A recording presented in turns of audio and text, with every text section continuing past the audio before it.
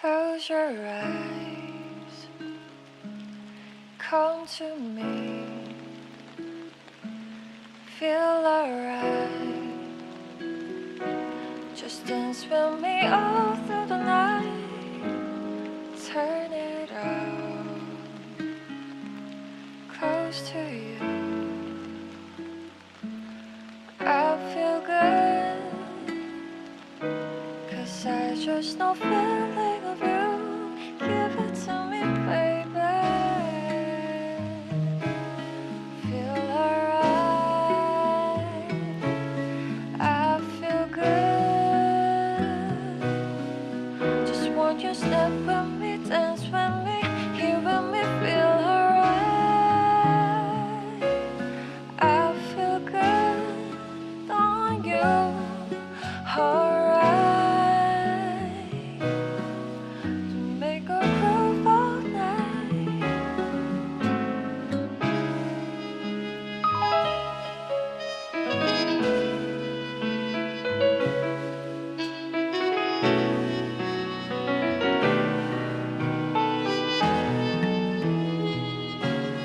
Close your eyes, come to me, feel alright. Just dance with me all through the night, turn it out, close to you. I feel good, 'cause I just know feeling of you. Give it to me, baby. Feel alright. I feel good. Just walk your step with me, dance with me, here with me, feel alright. I feel good on you, alright. To make a groove all night.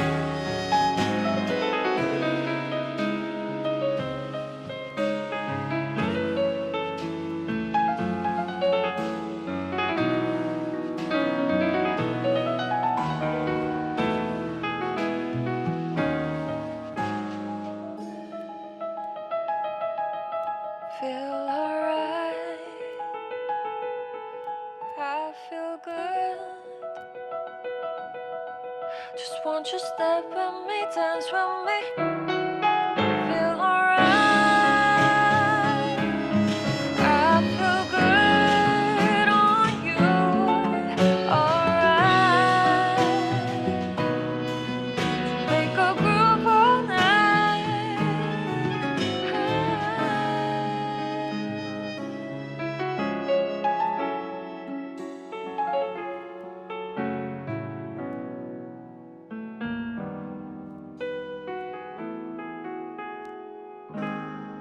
Close your eyes, come to me, close your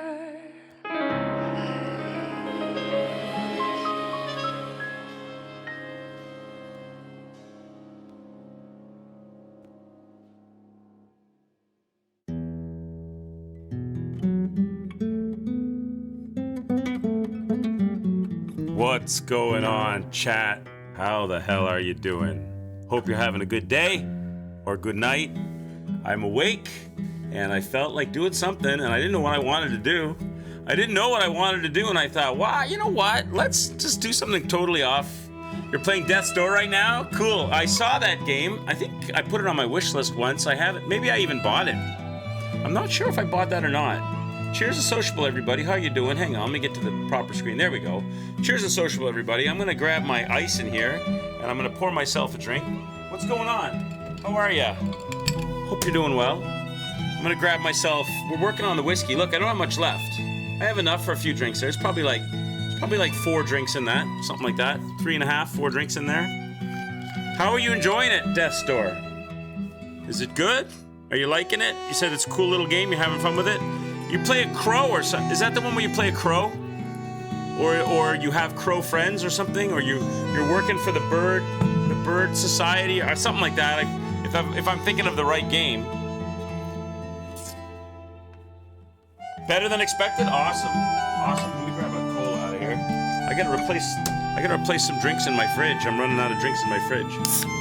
Crack this bad boy open. Something like that, right? Where you play a crow, or you gotta go and collect things and bring them back to the crow group or society. Or I saw the trailer and I might even have bought it at one point. And it's in my Steam library, possibly. I didn't know what I wanted to play tonight. I didn't feel like playing Man Without a Name. I didn't think it was fair to play Horizon Forbidden West or Elden Ring, as we have those in certain time slots, and people might be upset if I go ahead on the game and they're not there for it. So, cheers, everybody. Big tall, look at that icy glass of whiskey Coke. Not too hard, fun little puzzles. Cool. Or maybe I'll check it out. I might have it in my Steam playlist. I'm on Xbox. I've got Lies of P on Xbox because it's on Game Pass, so I didn't have to splash out the cash to buy Lies of P. Well, not yet anyway. It's still on Game Pass, so cheers! Cheers! Give a little bit of the, yeah! Yeah! It's for you, Goodyear. I don't know if you saw... I was playing a funny clip. I was playing a funny clip today during my Elden Ring stream of Man vs. Game complaining about pixel life in Bloodborne. And it was just a super funny little clip. I played it a couple of times. It's on the VOD. You can find it on the VOD. I played it, I think I played the clip before I even started streaming Elden Ring after saying hi to everybody. So if you're so inclined or interested, you can check it out. It's pretty funny. Man versus Game getting beat up by one of those, you saw it? Wasn't it funny? He's like, holy shit, Jesus, motherfucker, you! And he runs forward, he hits him, and hits him with the axe. He goes, in the face! Made me laugh when he said in the face. I'm like, Goodyear would love that. This, believe it or not, is the Lies of P soundtrack. I think these are all of the records that you collect in the game. That guy, I wish he would stream again, Goodyear. I don't know if you ever watched Man vs. Game when he was a streamer. I mean, he kind of had a serious decline. His mental health was declining because he wasn't happy with where he was in his life. There may have been a little midlife crisis going on because he got himself a girlfriend and they were like close to like being like a married couple. I don't know if he'd ever get married, but they were in that level. They were looking to buy a house together, and he was having a lot of stress in his life. His beloved pet cat died, and there was a lot of shit going on in his life, and he was having some hard time with streaming. And I'm actually wearing his t-shirt. I'm actually wearing his t-shirt today. That's his beloved pet cat that's no longer with him, but he was a phenomenal. Back in the day, hey, Bee's Knees, cheers. How are you, buddy? Hope you're having a good one. He was a phenomenal streamer. He had that caramel deep voice, like a radio voice, and he was very expressive, and he loved to do the Dark Souls games and not get spoiled and do all the nitty-gritty things and learn all the stuff you can do and make a cool build, and it was super fun to watch back in the day. You can catch some of his stuff. I left links and stuff in the stream. You can catch some of his old VODs and stuff. Maybe one day he'll come back to streaming. I can't see him abandoning. I'm sure he's playing Elden Ring in the DLC.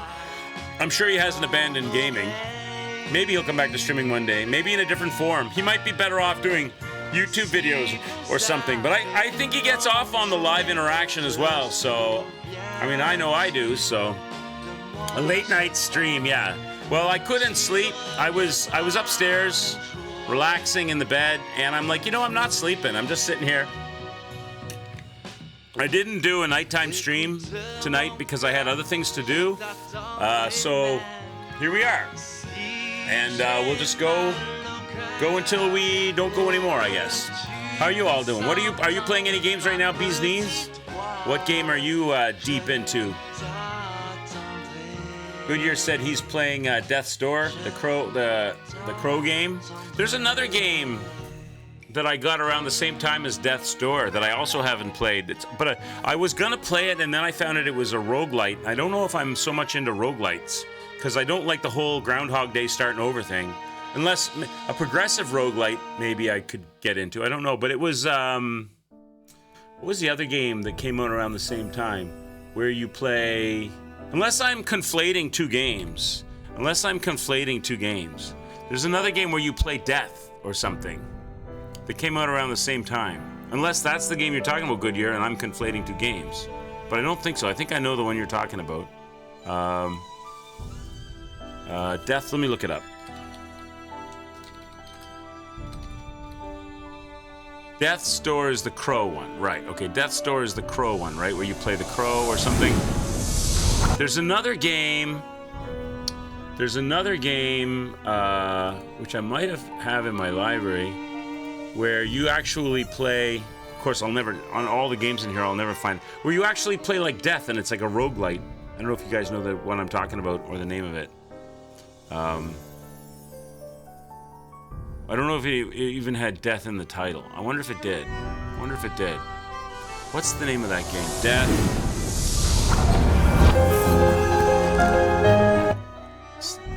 I don't know if... Here it is. Have a Nice Death. That was the one I was thinking about. This is the one I was conflating with Hello! This is the one I was conflating with Death's Door. I heard this is really good too.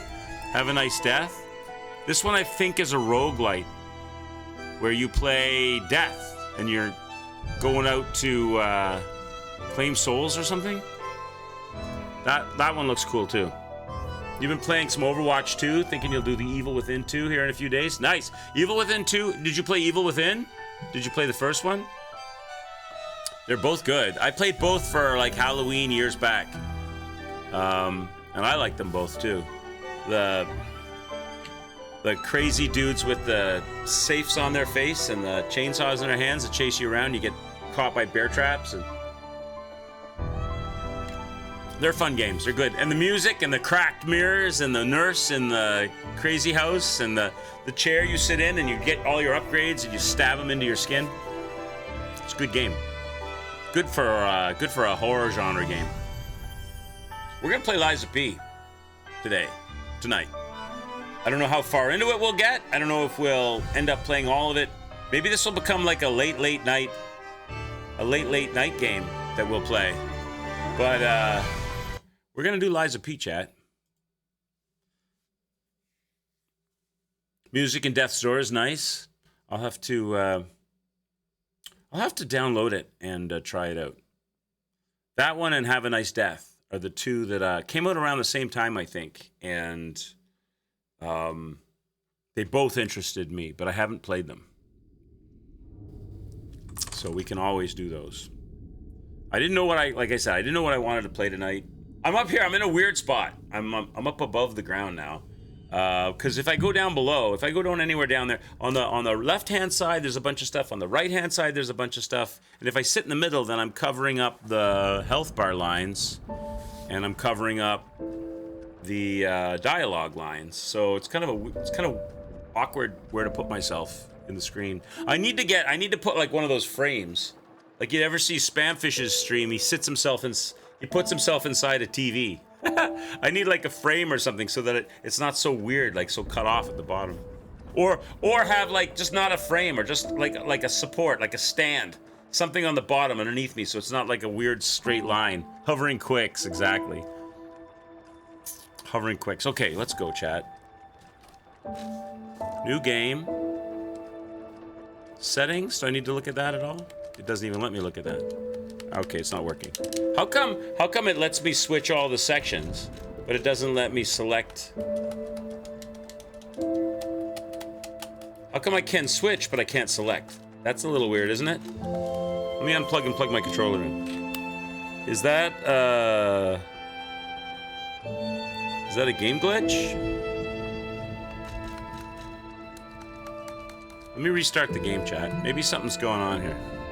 Or maybe I've got to click on the screen itself to make it work. There we go. Now it's working. Okay, so you have to get your cursor. That's weird. So the controller will work for the up and down, but it won't work for selecting things unless the cursor gets selected on the screen you're on, even though the controller still works for up and down. I don't know. Got it fixed. You've been wanting to play this game. It seems parry. It is parry heavy. It is. It is parry's heavy. So you've never played this game, Bees Knees? Geppetto's puppet. We need your help. I played this once through, but like Elden Ring, I played it not really paying attention, just having fun with chat and smacking things. So maybe I'll pay a little bit more attention. That's kind of one of the reasons maybe why I picked this tonight, is because I'm having so much fun with Elden Ring and you guys that paying a little bit more attention to build and using like weapon arts and all the stuff, you know, maybe we can have some fun with this. Welcome to you, by the way, if you're new to this channel. This is not my normal streaming time.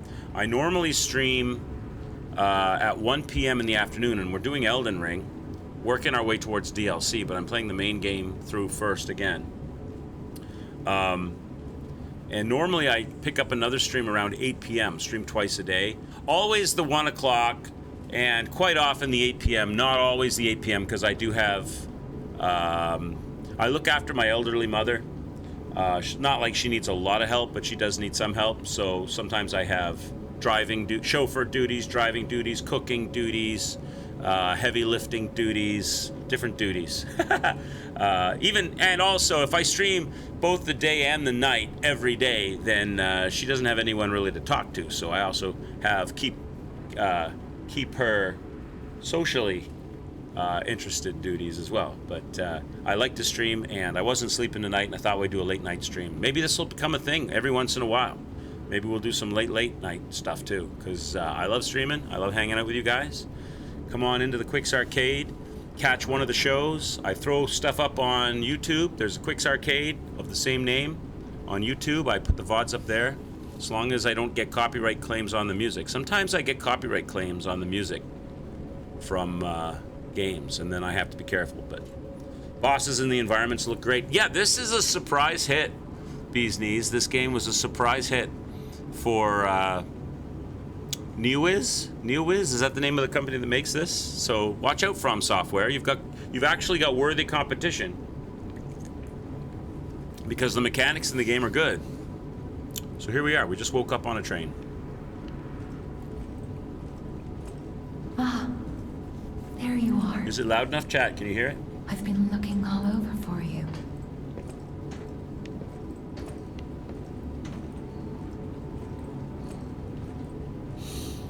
It's a nice train. They don't make trains like this anymore, chat.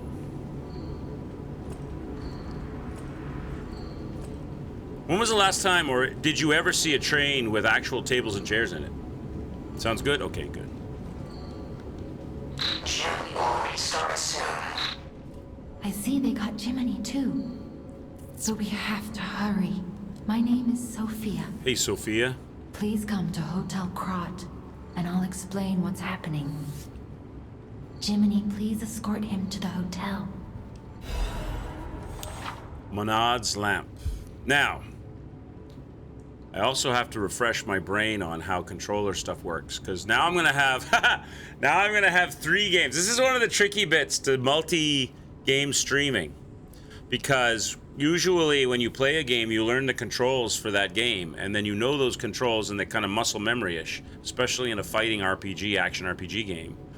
Then if you stream a different game, they usually have a different control set. And then now I'm doing a 3rd game, so now I've got to remember, and because muscle memory kicks in when you're in panic mode, and then suddenly I switch over to Elden Ring moves, and those don't work on Lies of P or Horizon Forbidden West.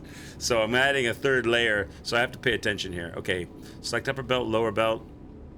Can't do it 1 game at a time for you. Yeah, I'm the same. I'm still that way, Bees Knees. I'm sure I'm going to end up panic rolling and trying to switch to 1-hand, 2-hand with Elden Ring moves. Or I'll get good at this, and then tomorrow when we do Elden Ring, I'll screw it all up. We'll see. We'll see.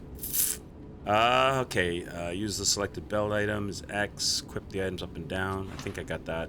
Hold down to activate the extra bag. So hold A for the extra bag, and then everything else works the same. All right, so hold A, got an extra bag. There it is. What I don't know what that swirly thing is. I'll find out later. Up and down, so I can select which one I want to go that way, and then use it with X. How do I change the item? How do I have to equip it here?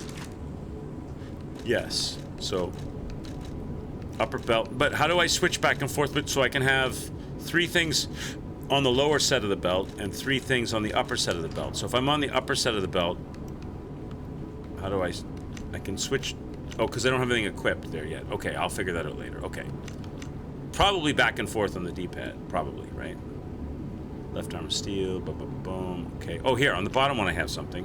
So, okay. So you just keep going down. So you just keep going up. I got it. Okay. Activate. Turn my light on. It's like my Elden Ring light. Okay. All right, going the wrong way. I'm thinking, Chad. Last time I played this game, which was a while ago, I used a dex weapon because Terrell talked me into a quick sticky weapon. Maybe it'll be a big mistake, but I'm thinking about using a big bad F-off sword. The biggest and baddest. I want the biggest and baddest, sickest looking F-off sword that I can find. Some big heavy, like Guts. We'll do Appletree proud in Lies of P. You go from the PS5 game to a Switch game and it always takes you... Oh my god, yes. Where the A and the B are reversed. Oh, that drives me crazy, Goodyear. That drives me crazy. Can't tell you the number of times, because I have a Switch upstairs that I don't actually use that much. But I can't tell you the number of times that I go to, like, exit out of a game or put it to sleep or something, and I press the back button instead of... Oh, God. Oh, yeah. Oh, yeah, that drives me crazy. You have that issue, too? Yeah, I know, it's the worst, right? It's the worst, because you're so used to Xbox or PlayStation, you know, and then suddenly you've got... Let's get you out of there. Switch coming in with their Find stuff. something that might help. All right. I'm gonna go for like a big nasty sword, chat. We're gonna go for we're doing magic. I need an outlet, chat. We're doing magic. We're doing a wizard warrior build in Elden Ring. So this is gonna be hitting things hard in the face for Goodyear. It's gonna be smashing things, chat. We're gonna do a smashing things hard with big burly swords. No lightweight shit for us, okay? But the streets are not safe.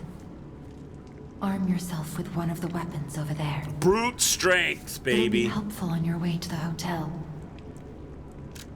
So we've got Path of the Cricket, which is balance. Path of the Bastard, which is dexterity. Path of the Sweeper. I think Path of the Sweeper. Great big F-off swords, chat. Strength build. I'm sold. Destination Hotel Krat. Recommend escaping from this location. So what's the name of this sword?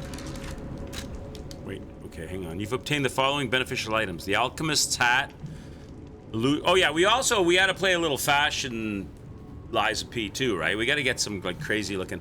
I did play this game before, so these are probably, unless this is like stuff you get for buying. I don't know. Did I buy the? No, maybe this is the Xbox edition on Xbox Game Pass on PC. So maybe this stuff comes with the Xbox Game Pass stuff. Treasure hunting apparel, treasure hunter's mask, illusion glasses. Should we put some glasses on? Some glasses might be cool. Oh, I got a Santa hat. That must have been something they had for Christmas. Azure Dragon Crescent Glaive. That sounds sexy. Bandana of the Honorable. Armor of the Honorable. Wow. We got a hat? Glasses? Costume. Should we put some glasses on?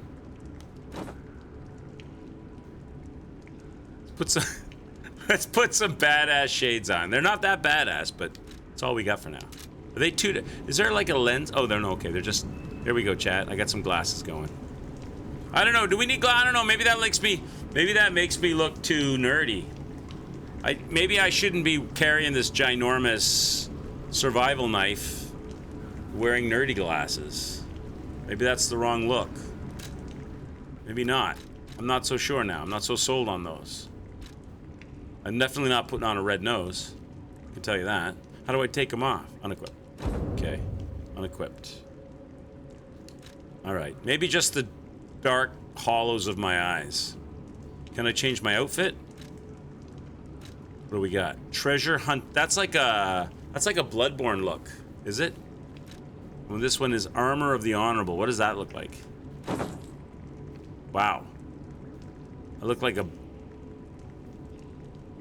No glasses. I have glasses. Look at that. I don't know about that. Maybe the Bloodborne thing. Hunting apparel worn by the greatest treasure hunter of Krat. The golden wings attached to those clothes serve as proof of their identity.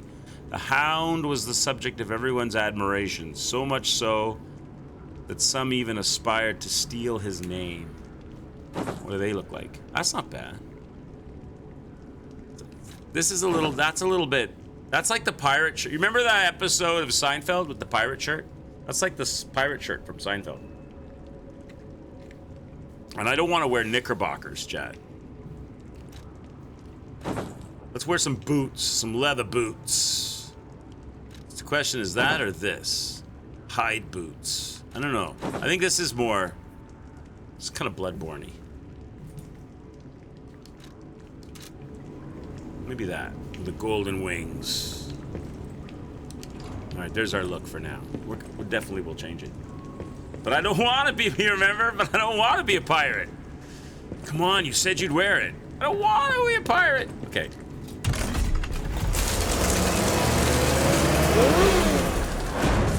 Alright, we're in the train station.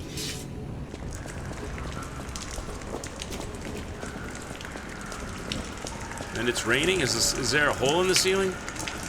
Krat, Central Station. Lock on, lock off. Is this dodge roll? Oh, I'm heavy rolling. I'm heavy rolling. Uh-oh. My roll is pretty slow. Is that because my sword is... Okay, so we're gonna have to... Where's my stats? Gonna have to level up my... Does it tell me here, like, you know, in Blood... in Elden Ring, they tell you heavy roll, light roll, medium roll. They don't tell you here. Vitality, that's life. Vigor, that's probably my endurance. Capacity, that's probably my... Capacity is probably my weight carrying. There, 35 out of 78. 44%, and I'm like medium rolling. So I gotta get that down. Probably capacity does that. Probably too early to learn all this yet.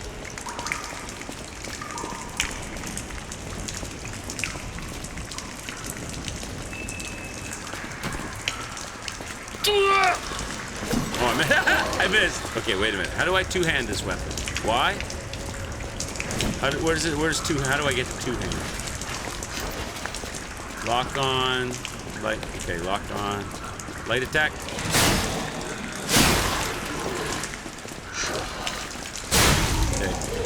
How do I guard like that? How do I two-hand the thing? Can I two-hand this weapon? Maybe you can't. Maybe there is no two-handing.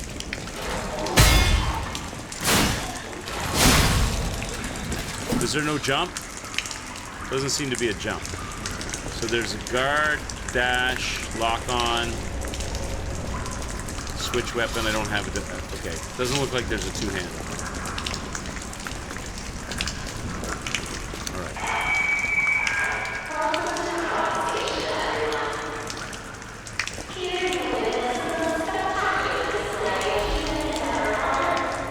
Sawtooth wheel.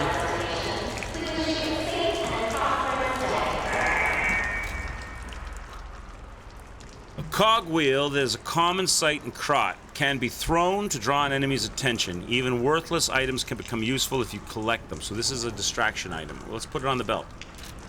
Alright, let me see. Let's put it here. Actually, no, let's put it on the secondary belt so I get used to using the secondary belt. What is that thing, though? I need to know what that is. Let me look that up. Immediate character death upon use. A special device that releases all of the P organ's energy at once. Listen, I don't want to release my P organ energy too soon. That could be a problem. You have to go see a doctor for that. Die upon use. So I don't want that on there. That's like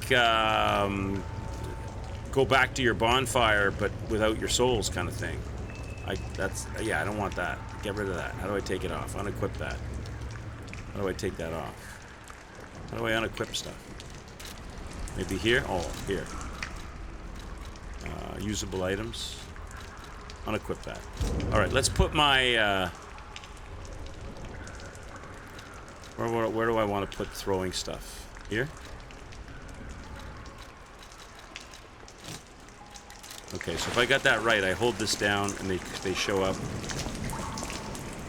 And then I just... How do I aim with it, though? If I just do that... Oh, there it goes. It just throws it. Maybe I gotta put lock... I just wasted it. I gotta put lock on to use it, I guess, maybe. Okay, that doesn't matter. We'll get more. We'll get more! What's this?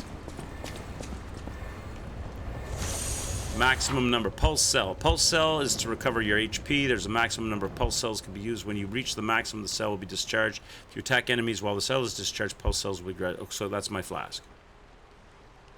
Those are my healing flasks. Okay, I got 3 of them. Got it. This guy doesn't even know what's going to hit him right now.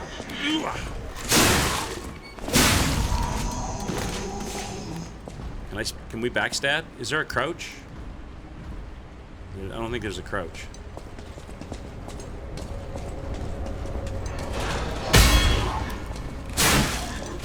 There's definitely a good parry, though. Charge attack? Yes. There's a Legion arm, so I can punch people with my other hand. Dim ergo fragment. Is that what I think it is? Yes, ergo, plus 100. A fragment of ergo, a mysterious power stone that can be found in Krot. Geppetto's puppet can absorb ergo and turn it into power. Ergo is both a power source and a currency in Krot. Even small pieces can be put to good use in the city. So that's our currency. Leveling and purchasing.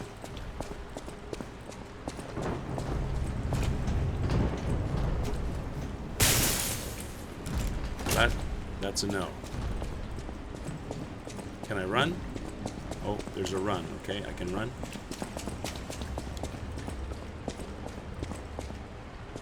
What's in here?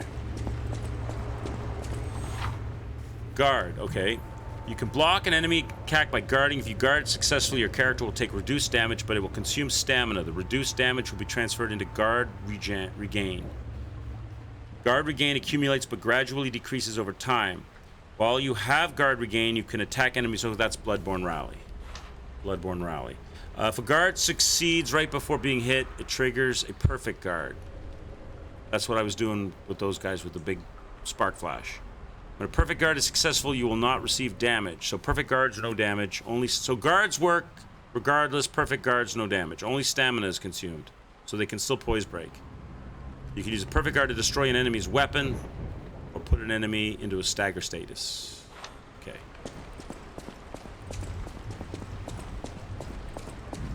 You cannot see in the dark. Oh, you guys shoot me Switch me on and gently will light the way. Alright, let me try a guard here. Like that. Got it. I'm good at the parry, chat. I got the parry. I gotta try my left arm. I haven't tried that yet. What's anything back here? Nothing. No hiding stuff.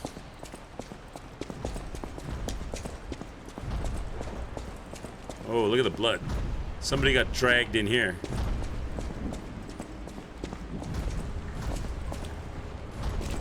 Oh, I see you. I see you. I see you, buddy. Come on, bring it. Bring it.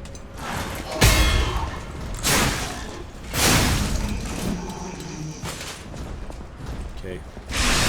Oh, shit. What was that? Press the Y button by mistake. I pressed Y because that's what it is in Elden Ring. That's not what is it in this game. A. The parry game is strong. Well, it's because Thermite. It's because of Elden Ring. All the Elden Ringing we've been doing. Okay, we see. Throwing object. Thermite bomb can be thrown. It inflicts fire damage in the area of impact. After the puppet frenzy, people began to fashion weapons of resistance in their desperation. Many throwable weapons were manufactured, and these exhibited excellent results against their marching enemies. So we can equip the thermite. Maybe we should do that. So let's put that on. Hang on, how do I do that? I do that here with equipment. Usable items. Let's put that here where I had the throwable. This time I won't waste it. We'll try it out at some point. So if I want to access that, I hold A. And there it is. I press on the D-pad and it goes. But I have to get a lock on first. How's my parkour? Probably not that good. If I play a platforming game, if you saw me fighting the trees, I don't know how much of the VOD you watched, Goodyear, but if you saw me fighting the tree today, I kept, or no, or even worse, when I was doing Forbidden West yesterday night, I kept falling off the waterfall and having to run back. I was fighting everybody, then I dove off the cliff. I kept on having to do the run of shame back up to the arena, only to die to that friggin' whatever it was. Elephant looking thing that shot rocks at you. Does that guide thing ever go away? It's kind of annoying that it's just there in my face. Is this a tutorial? Will that go away eventually, or do I have to turn that off? Because it's only telling me things I already know. Can I turn that off in here? But if I turn it off, if it's turn offable, does that mean it's going to not show me other things that I don't know? Guide. This thing? Off. There we go. No, it's still there. It's still there. No, I want my guide then. That's not the guide. Turn that back on. Maybe that'll go off eventually. Forbidden West was great. How am I liking it? I'm enjoying it. I'm supposed to be bee's knees. I'm supposed to be doing only the main story. I'm not doing a deep dive into Forbidden West because it's a big open world game with a ton of dialogue and a ton of side missions. A lot of them are probably not that good. They're more or less go and get me this thing, go and get me that thing. But there's probably some side quests that are really good. Main story's good. The idea of the lore is cool. The graphics are beautiful. I haven't really successfully mastered how I set my weapons up correctly with performance coils and all of that. So I've been kind of meat and potatoing it a lot. If you saw my last gameplay of it, you'd concur that it's I'm not particularly leveled. We had a discussion about skills. I had like 7 or 8 unspent skill points, and I was telling chat that I'm better off, unless it's a passive skill like more healing when you drink your healing potions, or more this more damage that's passive. If it's that kind of thing, I'm cool with it. But if it's like, sometimes, you know, there's combat skills and things, but you have to actually press buttons to use them. They're active skills. I'm better off not spending those skill points until I'm struggling, and then I spend them, and I spend 1 or 2, and I do those moves, and I learn those moves. Because if I just buy a bunch of moves right off the bat, spend 8 or 9 skill points to buy a bunch of moves, by the time I get to the place where maybe I'm going to use those moves, I don't even remember I spent the skill points, and I don't even remember how to do the moves. Because it's a bit like a fighting game then. It's like right bumper, right bumper, right bumper, right trigger, or left bumper, right trigger, and all that. So I'm better off keeping the active skills unspent until I need them. So, yeah, that's kind of where I am with it. Main story with a few side mission stories, having fun with it. Haven't mastered the weapons and the layout yet of my character. But doing all right, We're at the point where I've discovered another mini-me. I saw the first mini-me that came with the Odyssey people that came back, the aliens that were former Earthlings that came back, that left on the Odyssey, that came back. I had that little boss fight with that one dude, and they had the mini Aloy with them. And we're in another one of those underground bunkers, and we've just found another one of those mini Aloys in a sarcophagus type thing. So that's kind of where we are in the game. It's fun if you take your time, and for sure. Like if I was playing that game, not streaming it, if I was playing it solo, just sitting on a big screen TV or something, I would absolutely just deep dive and get lost and go really slow. And I would, if I do that, if I'm only playing one game and it's just me and I'm not reading a chat and I'm not slightly embarrassed because I'm not really good and I'm doing it in front of people and there's that little bit of pressure to perform. If all of that kind of stuff goes away and it's just me in a dark room playing a game and can go as slow as I want, I would do all the dialogue and deep dive and do the side missions and I'd be the master of it. But when I'm streaming, I don't want to bore people with just me fat fingering and fumbling around in menus. That's why, I don't know if you were around at that time, but one of the games I played, Bee's Knees, was Neo, the original Neo, before Neo 2. And, oh my God, I was so lost in that game. That game, if you've ever played that game, anybody in chat that's played it knows what I'm talking about. There is a gajillion million menus in that game, and there are numbers all over the place. And there's things like spirit matching or soul matching, and then the blacksmith, you can do all of these weird things where you can take the attributes. There's so many attributes on all the weapons you can match. You can take some of the attributes and put it on, take a weapon you like and take attributes from another weapon and mix and match and do all these things. And then there are all of these applications that you can put on. Like you see people before they go into a boss fight that are really good, and they're like putting this on and putting that on and putting this on. Their bar has got like 5 or 6 little squares below it of all these applications they have. That really intimidated me the first time I played that. So chat was keen for me to play it, and they wanted me to do the DLC and everything. So I gave up. I didn't wear any armor. I just ran around with whatever axe I could find. We were doing an axe play, and I was running around naked in my underwear. It sounds like Elden Ring, right? Running around naked in the underwear. I was running around naked in the underwear. I put a rice bowl on my head. I was just swinging my axe and rolling and just trying my best. I died over 9,000 times. It was 52 or 53 streams. I died over 9,000 times, 9,172 times. But I beat it eventually.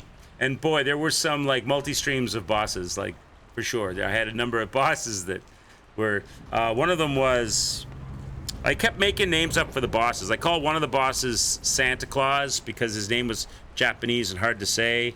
There was another boss, Mitsunari or something, who had magic and melee. That guy, you have to fight him twice. Mitsunari, you had to fight him twice. And one time is a lot worse than the other. One time you're in a small room fighting him, and he was owning me. And then there are these like raven birds that have a scepter in their hand, and they jump up in the air and they spin around. And oh yeah, I had some trouble with that. But it was fun. I enjoyed it. It was a good game, yeah. 9,000, yeah, over 9,000 deaths. So there you go. If anybody's checking this out on a VOD, I've just exposed myself as a fraud streamer, as a wannabe good streamer, actually a terrible streamer, terrible gamer, maybe a good streamer, I don't know, maybe a decent streamer but a terrible gamer. Let's go.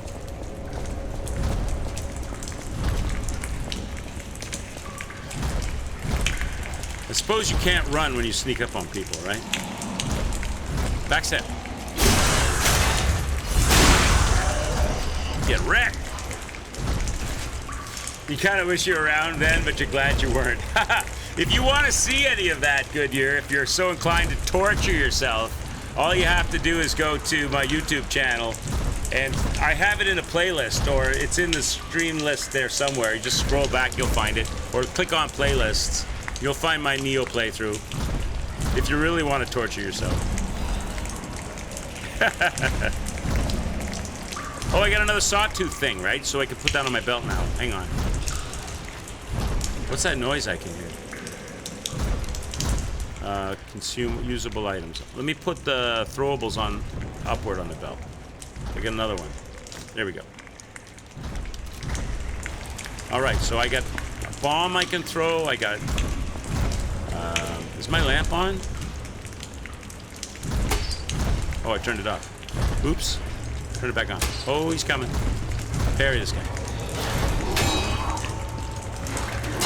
I'm not getting a perfect parry. Here we go.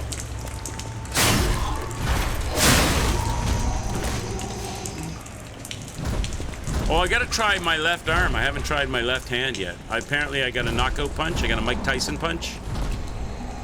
Hello, baby. The Grand Exhibition. A dream of becoming a real girl. Herald Theater, Rosa Isabel Street.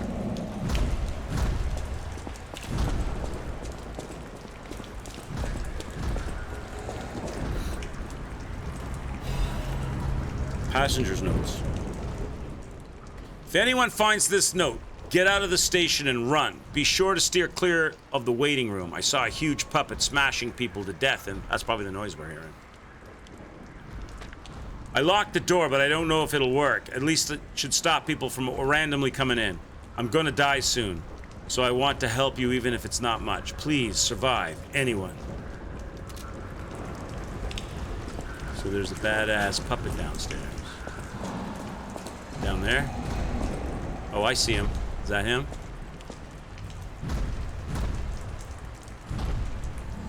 He's pounding the floor. I don't know how quick I can walk behind people before they hear me. There's no sneak. I need like the bend my knees sneak like Elden Ring.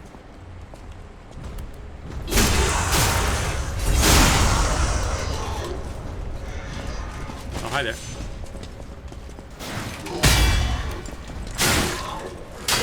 Oh shit, oh shit, oh shit, oh shit. Oh.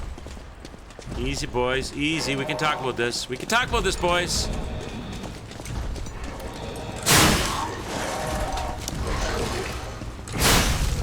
Alright. I'm gonna try my left hand thing. What's it do? Oh, it's a punch. Get Mike Tyson. Try again. Oh, I missed. Oh, I missed. Oh, get Mike Tyson. Let's go. Covered in the blood. No, it's not blood, it's oil. I'm covered in puppet oil. Ergo is life. Chamber of Machina Workshop. Aut viam invenium aut faciam. Anybody speak Latin? Is it Latin? Another dim ergo fragment.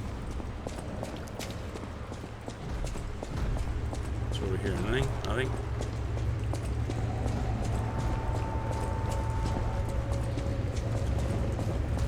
I've got brown hair now. Didn't I have black hair? It's just the lighting, I guess. Thought I had black hair earlier. Now it looks brown. Does it look like I got red hair? Then I go up here and I turn and I look at it. Now I suppose it's still kind of red.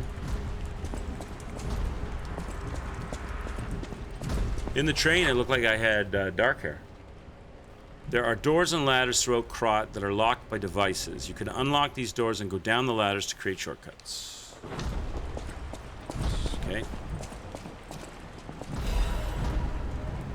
Fable Catalyst. What's that? Pulse cell. Fable Catalyst. Catalyst made to supplement puppet abilities. Rapidly charges the Fable. So that's my blue line. Catalyst makes puppets more effective by circulating ergo energy within their bodies. This is groundbreaking invention was based on the alchemist's idea.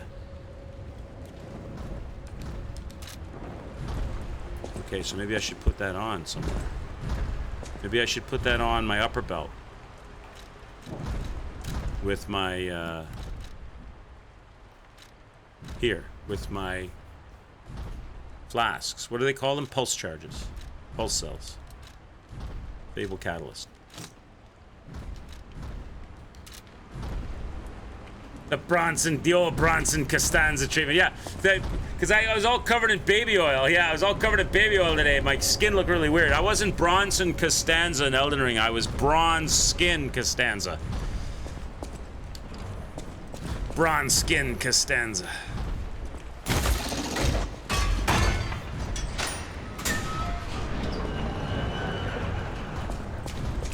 Oh, okay. We're back. Oh, it's my shortcut opened up. So it's time to fight the big puppet. The head smasher.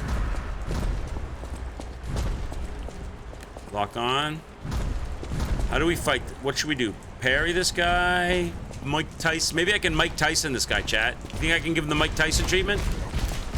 Shit. 2. Parry. Oh shit, he hip checked me, chat. Son of a bitch, I need to heal. How do I heal again? Up. Oh, X. Okay.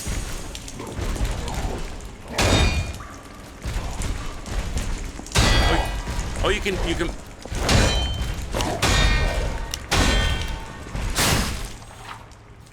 Staggerable. Right trigger. Hold for charge attack. While you are attacking, a white outline will appear around the enemy's HP bar. When this happens, you can make the enemy stagger with a charge attack or with a Fable Art. I don't know what the Fable Art is yet. I know I have injectors for it, but I know what a charge attack is. Let's do that. Oh, shit! Oh, wow. Not right away, though, I guess. Heal.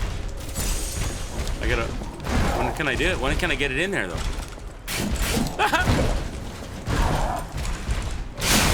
He didn't stagger? I hit him, no? Oh, there he goes. Fatal attack. Face a staggered enemy and... Okay, that's a riposte. Okay, I know. I got it. Didn't work. There it is. I gotta Mike Tyson this guy, chat. Mike Tyson! Oh, didn't work. Not very good. Guarding is better.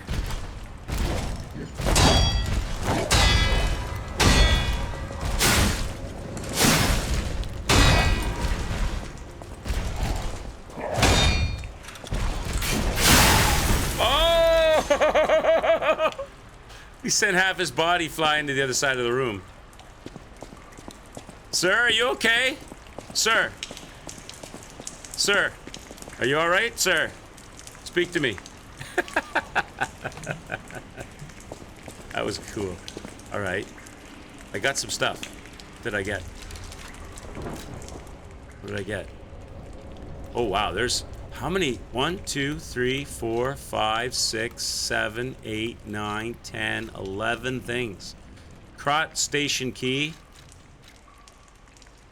Workshop Union basic frame. Physical damage reduction rate. Parts enhance the puppet frame. Can absorb physical damage. A basic frame made by the Workshop Union. So I got a new one. So this one is a weight of 5.8. Physical damage reduction 7.3. 11. Oh. Yeah, put that thing on. Yeah, that's a better one, right? 11.6 damage reduction. Okay, what's this? Can I have a better one? No. Do I have a better one? No. Alright, so that's the only one that I have that's better. Okay, and what was the other thing? A key. Key to the door. Key to the door.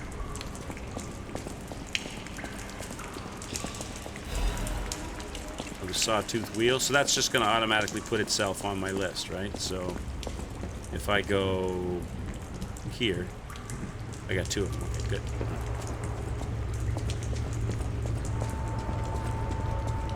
All right, chat. We're good.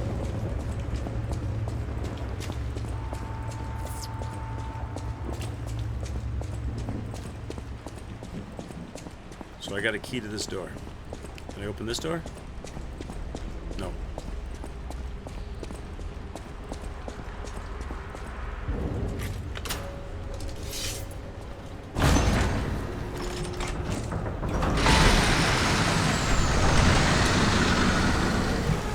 Welcome to Crot.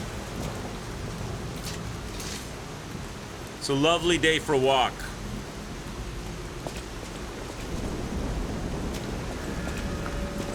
Crot Central Station Plaza on a rainy night. We're gonna own this town, chat.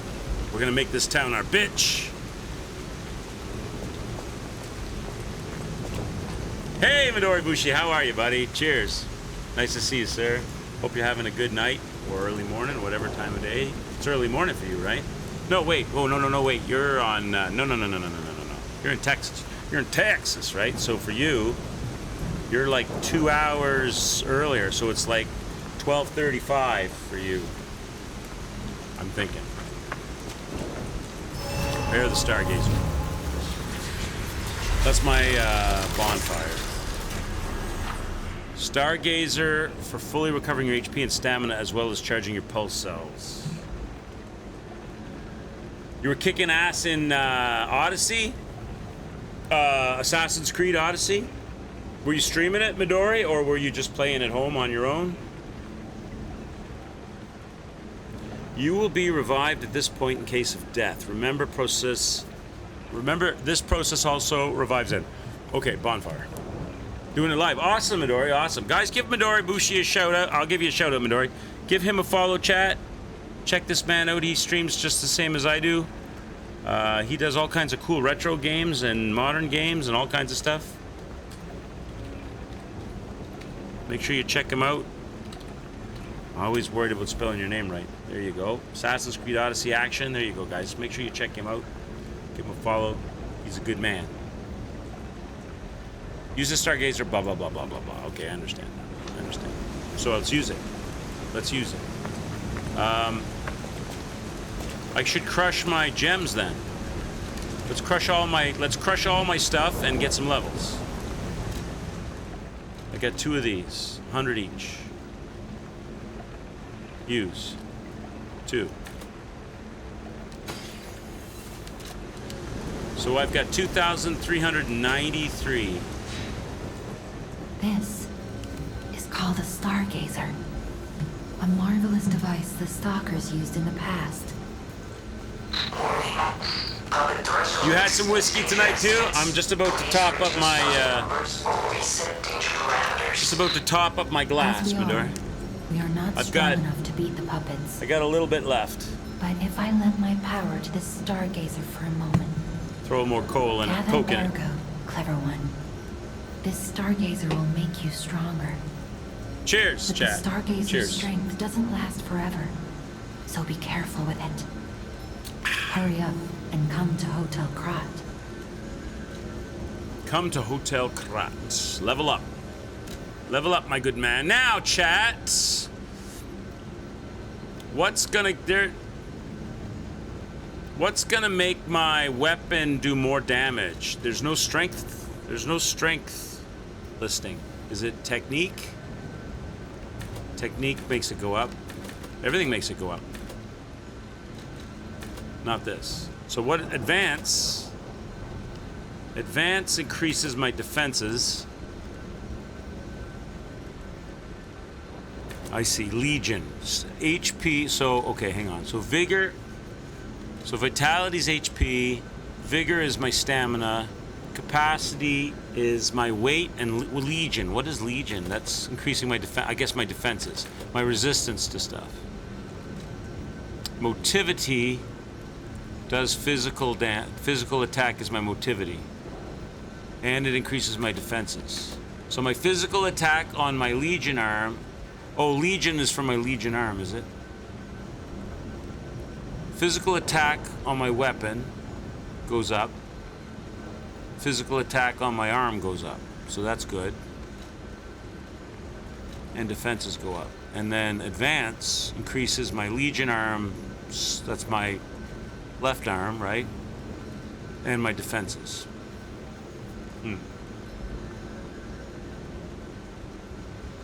Vigor should be strength. Yeah, and here though it's well, I guess in a way it's my stamina and my defensiveness. So if I increase my vigor, I have more resistance to stuff: acid, electric buzz, fire, physical damage. My capacity increases my weight carrying ability. Looks like motivity is the one to go for. That increases all my physical defense. That increases all my defenses against stuff, and it increases my physical attack. Unless, how many levels can I get? 1, 2, 3. I can get 3 levels. So I could go from a 121 plus 15 to a 121 plus 27. And my Legion arm also goes up. But I'm leaving my health neglected. Maybe 2 there and 1 on vitality. How much does that go up? 323 to 343. It's not bad. My guard regain. What's guard regain? What does that do? Oh, that's how fast. Oh, yeah. That's how fast I get. If I do the guards and take damage, I can get the damage. I can get the health back. So I can get it back at a faster rate. Oh, that's worth it too then. And it also increases my defenses. How about that? We'll spread the wealth. 2 on the damage and 1 on the health. For now.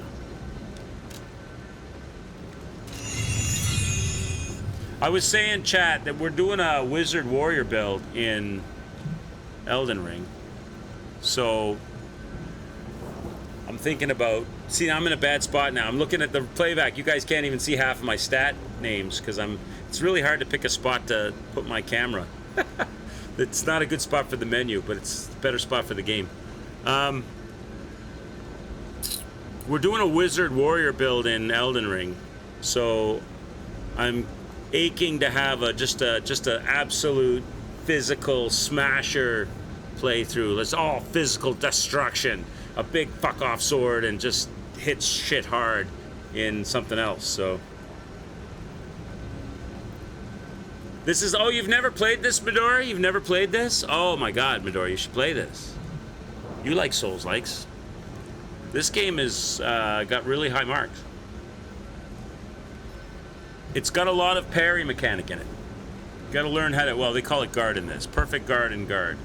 But the enemies have poise, so if you perfect guard, you don't take any damage. If you guard, you reduce damage and you can rally it back like Bloodborne. That's the guard regain that you see listed there. And if you do enough perfect parries, you can... the enemy has like a, their health bar, the red line. If you do enough perfect parries, you break their poise, and so it gets like a white line, or you can potentially... They're weak to poise break.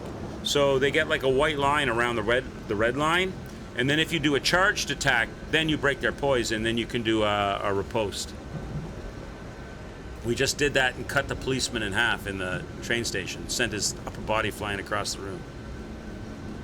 All right. So we're good.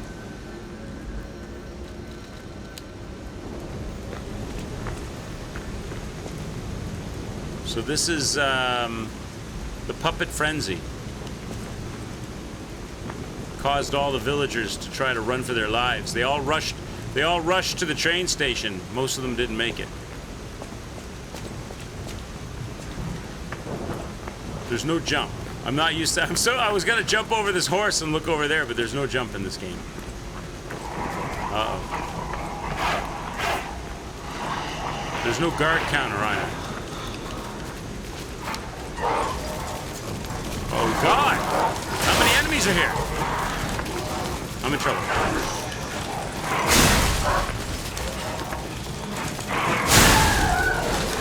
Oh! Okay, gotta do some parries. I'm being attacked by butlers. Wild butlers! God damn it! They're crazy, chat! Oh my god! Alright, he's out. Oh my god.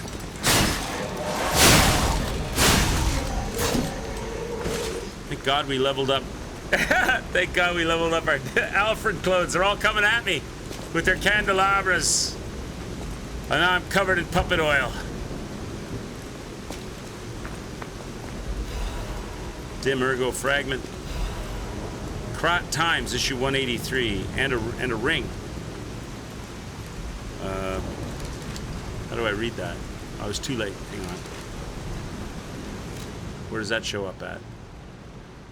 Information? Is that the head with the head thing? No. Where does information show up at? Here? Oh, the ring. Oh, it's a collectible. It's not a ring, I got it. It's the newspaper. The Krot Times, issue 183. The Krot Grand Exhibition has been delayed. The decision was made to protect the citizens until the puppet frenzy has recently paralyzed... Made to protect the citizens until the puppet frenzy that has recently paralyzed the city is under control. The puppets are freaking out, chat. They're freaking out. They're killing everybody. It's like COVID, only COVID is puppets. If in place of COVID, read puppets. They're killing everybody around them. Yes, this is a Souls-like based on Pinocchio. I am Pinocchio. I'm a puppet. I'm the most advanced puppet the puppet world has ever seen. and I've been chosen to come here and rid Krot of the puppet scourge. So so not only am I a puppet, Midori Bushi, but I'm a puppet that's killing puppets. I'm a puppet hunter. Like Bloodborne. The puppets are the beasts, and I'm the puppet hunter.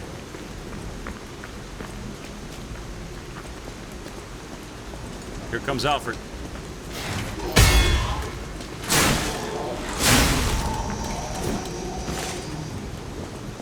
I am the puppet hunter. I'm the anti-puppet, that's right. I'm the anti-puppet puppet.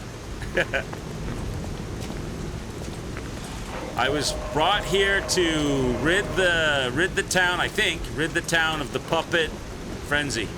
Or of the puppets conducting the frenzy. Fable arts. We're gonna learn about the fable arts. That's weapon arts, probably. Why is your fable art? While guarding, use a handle fable art. So there's a blade art and a handle art. Both are Y, one is while guarding. Weapons have distinct blades and handles that each have their own fable art. Fable arts use fable slots, and different fable arts use a different number of slots. Charge the fable slots by attacking enemies with the weapons, or I guess that injection thing that I have. So that's a shortcut way of doing it. So if I'm guarding and press Y, I get one effect. And if I'm just fighting and I press Y, okay, we got to try that now. The next victim, we'll try ourselves a blade fable art. Oh, I hear a victim. I hear a victim, chat. I hear a victim. Fable art time. Try some of that. Okay, now what about a guarding fable art? What's that about? What does that do? That didn't do anything.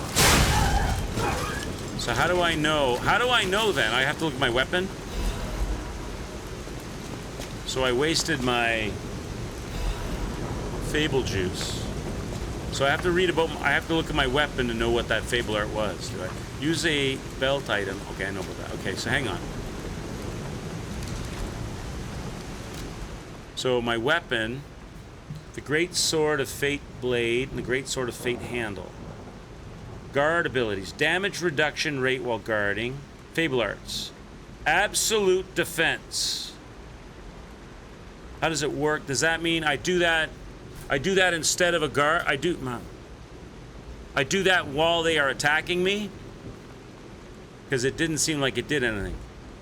And a link slash, so that's just a strong slash. Okay. Okay. All right. I probably have to do that while they're attacking me. I don't have any fable art juice. I have to get hits on something.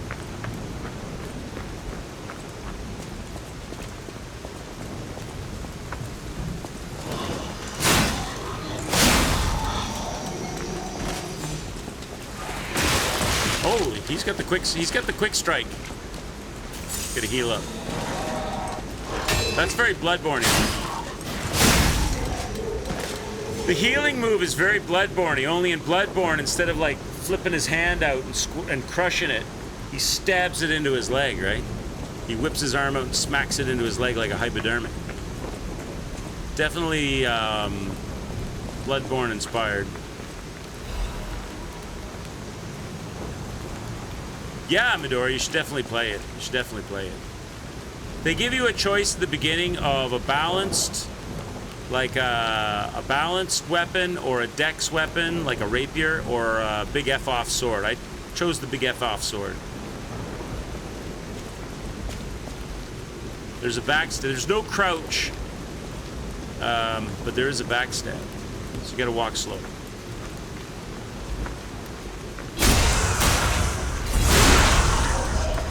I gave that guy a taste of my F-off sword. Oh, and there's Let me try the thermite bomb on this guy. How do I do that? Here. Okay, I gotta lock onto him. See if it works. Oh! Oh! Oh! I mean, oh, yeah.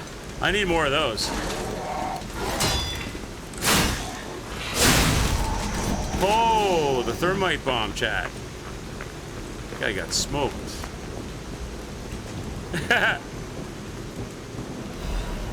Sawtooth wheel. Those are the sawtooth wheel gear, Midori. That's just like a pebble.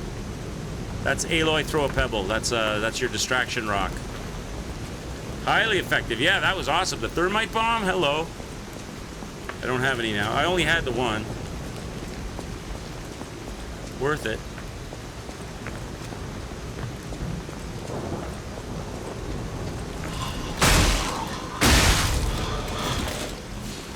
Punch that guy with my fists. What's in here? Dead end. That's white. I need the red one. That's doesn't open. That's a does not open from this side situation.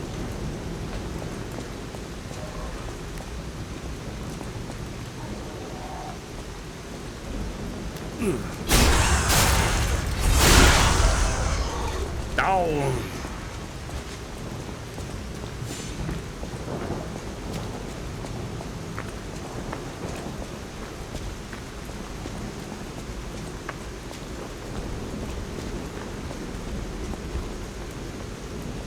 Oh, hi. See me?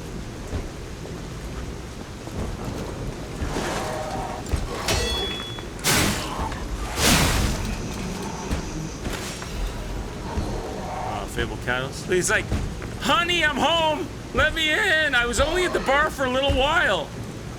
Come on. Come on, darling, wake up. Are you in there with another man?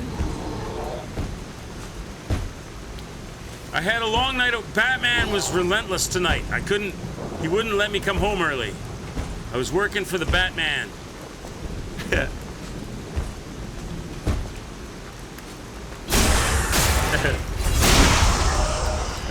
Keep knocking, you can't come in.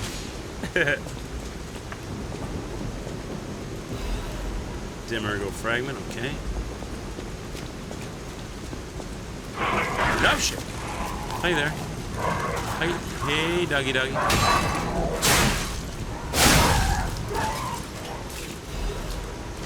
Alright, I'm getting some Fable Catalyst action.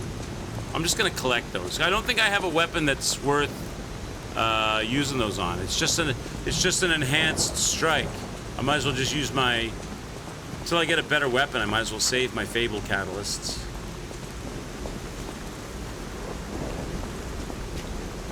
Because the weapon art for this one is just a faster swing. I can do that already with it's just another swing. I could do a charged attack and have the same for free.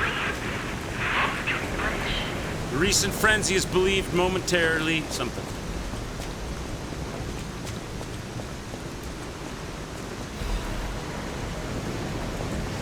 Collecting lots of leveling, lots of cash, lots of cash, lots of cash. Cause for panic wherever you is safe to repeat. Do not. Public announcement system.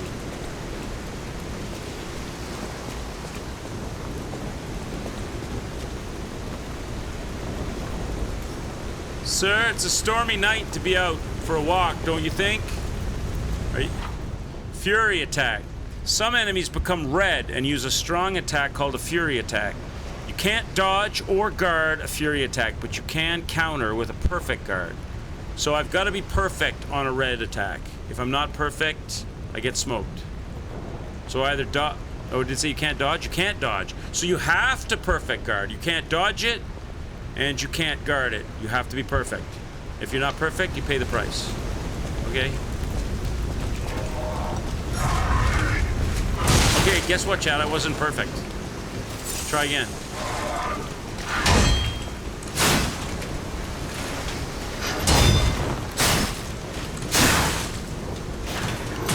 I'm not getting anything perfect. Use a Fable Art? It says use a Fable Art. That doesn't really do that much with this weapon. There we go. Early. Oh shit. That's the poise break.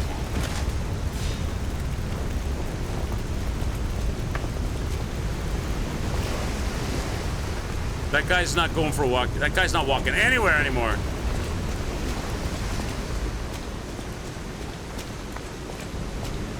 He was beefy.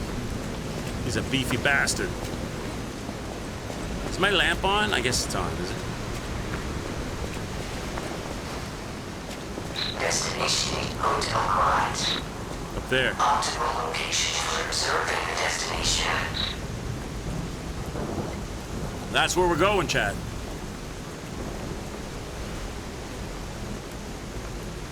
Poise break. Dude got dismembered. He did. That's the second guy we've cut in half with this sword. We cut the policeman in half in the train station, too. Sir, don't get up on my account. Oh, there's a guy with a gun. Oh shit. Ah! I'm almost dead. I need to heal. I only have one heal left.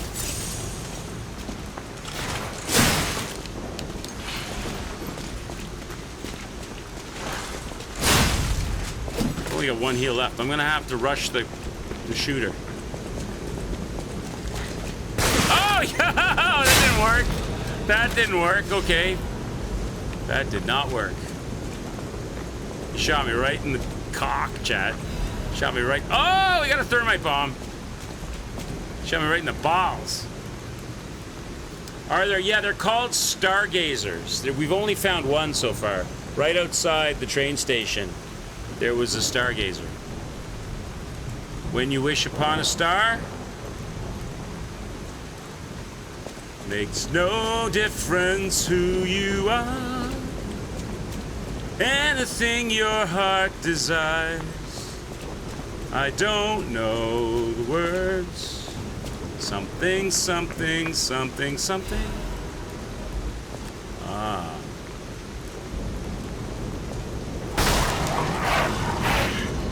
I'm stuck behind this guy. I didn't know there was a cop. I didn't know there. Oh God, run away! I'm low on health. I didn't know there was a cop there. I didn't know there was a cop there. I jumped on his head. Oh God, what have I done?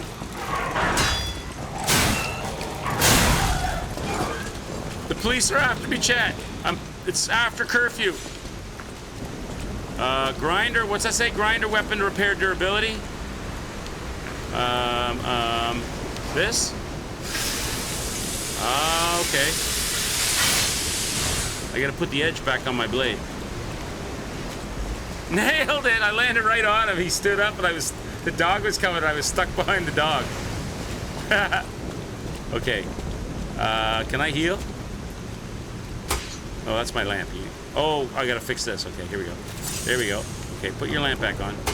Go back here. Okay, I gotta make sure I reset that. Otherwise, I'm gonna be in a fight, and I'm gonna desperately need to heal. I'm gonna have the boss down to like a nub, and I'm gonna desperately need to heal, and I'm gonna turn my lamp off instead. Sir, we want to have a little talk with you. Can you come with us, please?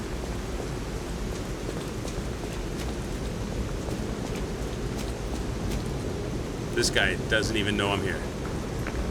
He's about to get stabbed in the back. Ooh. Ah! Ah!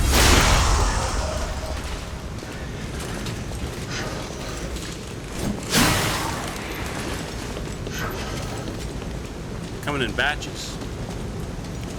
I'm gonna punch this guy in the face. Oh, I guess I can't. He doesn't have a head. That's not gonna work.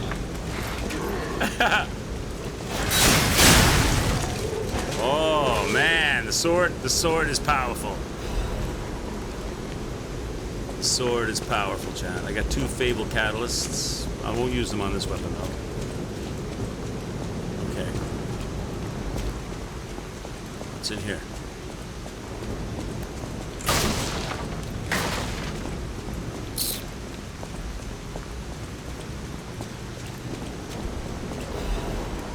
Vanini's urgent repair tool.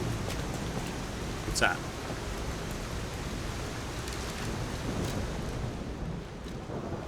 Instantly repairs weapon durability.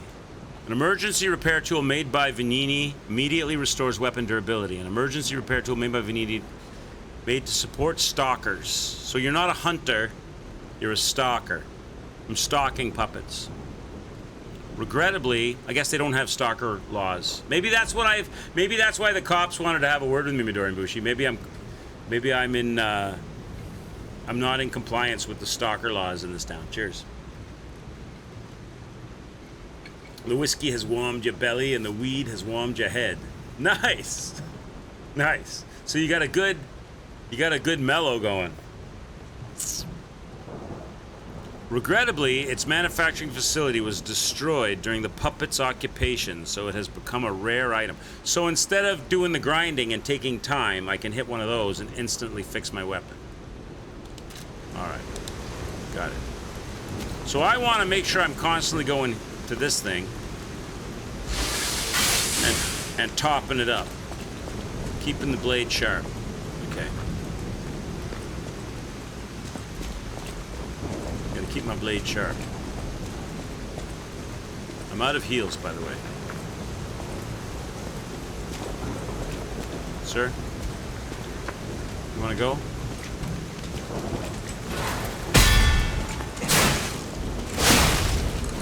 Get parried. Or, sorry, get guarded.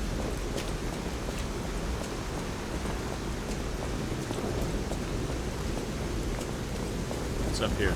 Oh, here we go. This is, what I think it is. Shortcut door. Is this back at the top of the stairs? Yes. Okay. All right. I know where this is. Okay. Good. Good. Good. Shortcut. Shortcut. What's down below? We didn't finish down here. What's down here? The dog?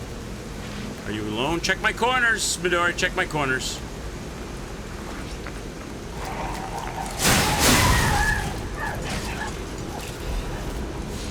Fable Catalyst. That's it. Okay. Going up.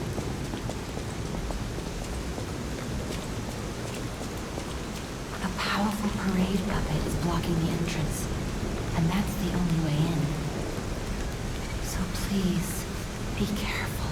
You see that thing dead ahead, Midori? That sort of blue wispy thing? That's the bonfire. That's the Stargazer. You have to like go there and like assemble it. So that's a good thing. That's a checkpoint.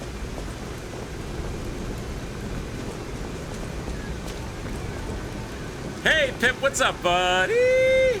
How are you, sir? We're doing a late night Lies of P stream. Because I'm doing a Wizard Warrior build on Elden Ring. I was awake. I was in bed and I just woke up. So I said, well, screw it. I'm gonna get up. I'm gonna hang out and stream. Just play some Lies of P, drink some whiskey, and whoever comes, comes. If nobody comes, I'll just play, and if people show up, we can hang out. So we're doing a Wizard Warrior in Elden Ring, so I got a magic left hand and a melee right hand. So I'm aching for some head smashing, bone crushing, hardcore, heavy hitting, big fuck off sword melee action.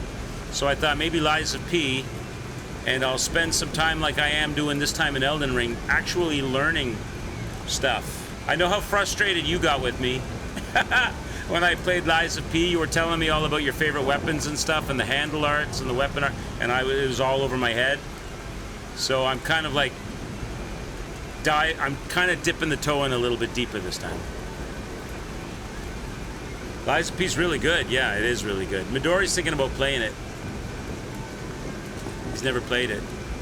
And I've played it, but yeah, I might as well say I never played it. I didn't do shit. I know. Because I, you know me, Pip, I get like I don't know what it is about me. I need to learn as a streamer. In my normal life, I rush too much. I need to learn to slow down a little bit and read and pay attention. I'm too left-handed, I'm not right-handed enough. I need to practice being a little bit more detail-orientated and try to make a conscious effort to remember shit, because I also forget shit. You can never get into this game? No, Ace? Never? I think it's pretty good, Ace. I like it. I like it. What was it about it that... Was it the environment? Had it been like a medieval setting or something, or... Was the combat, like the Fablark thing, throwing you off, or... Maybe the art style. I know there's games that are really good, Ace, like pixel art games and stuff that are really good, but I could never get into those because everything is the same color in the game, or the graphics are very juvenile compared to the actual game itself, or something about it just turns me off. So I know what you're talking about. If it's something like that, I can relate. You've been doing more exploring and actually learning the games you play. Makes it more fun as well as less deaths. Yeah. Stellar Blade has a good art style with the bodacious buns running around in their tight leather pants. The anime girls. Alright. Is this like a... Oh, okay, this is like a practice machine. To practice perfect blocks. Guard. Perfect block. Oh, fail. Try again. Early. I'm missing him. Perfect. I'm perfect, chat. I'm perfect when it comes to the puppet. I respectfully love glancing at them buns, hun. Alright, make the Stargazer.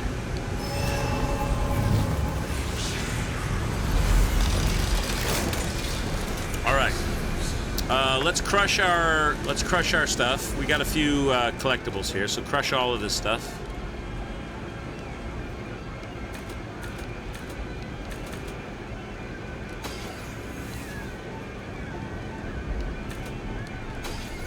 So now I've got 2843. So we're doing like a big, like we're gonna go with the beefiest, baddest, bone-crushing, head-smashing weapon action. If I'm able to carry the stuff anyway. So that means, let's see, how many levels? One. Oh, I got a lot of levels. 1, 2, 3, 3 levels. So definitely throw something into the vitality. And let's throw... Capacity is probably going to have to go up because we're going to want to get our weight. Is it capacity is the one I need for the weight reduction?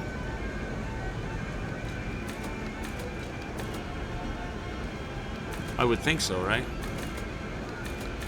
That's my carry weight goes up. Ace! Midori, man! Hey, Midori, thank you so much. Ace, there you go. Midori's got you. Thanks so much, Midori. Thank you so much, buddy. Thank you so much, Midori. There you go, Ace. No ads for you, Ace. Midori's got you. Let me throw a little bit more whiskey and make a proper toast to Midori's gifted sub. I'm gonna have to make a stop at the liquor or beer store soon because I'm gonna be done with this probably tonight. Thank you, man. Thank you. Appreciate it. Let me raise a glass to you, sir. Pip, I hope you're having a good day. Let me give also cheers. Cheers. Pip, let me give you a... Did you stream today, Pip? Are you still doing the car? What's the name of that Pacific Drive? Are you still doing it? Let me give you a shout out here. Just hope make sure I spelled that right. You did? Awesome, man. Awesome. Did that work? Oh, I didn't type SO. I'm such an idiot. Why do I always screw the chat? See, this is what I'm talking about. Let me try that again. There we go. You did your own. All right, no worries. There you go. You got it. You put me on cooldown. Now mine doesn't work. Check out Mr. Pippity Poppity and Midori Bushi. They're both streamers. They're both great. I had fun hanging out with Mr. Pippity Poppity the other day. He was doing Pacific. I had some free time. I wasn't streaming and I wasn't doing Mama Quick's duties, so I had a chance to hang out in his stream for a bit and watch him driving around in that wild car, in the Vista Cruiser, in the family vacation station wagon. So one of Vitality, I'm assuming capacity, I want to level the capacity, I would assume. What's going on? Oh, I'm not on the screen. I'm assuming I should level that for more weight carrying ability. And what does technique? Technique also increases my physical attack. And it increases my defenses. Motivity does the same. So what's effectively the difference between those two? They're doing the same thing. 120, 23 to 27, 22 to 26, 23 to 24. Oh, I see. So motivity's better than technique. So technique must be, okay, so technique must be for like a dex weapon then. So I want to level motivity. I'm guessing that's what it is. So let's do that. Let's do one in capacity, one in vitality, and one in motivity.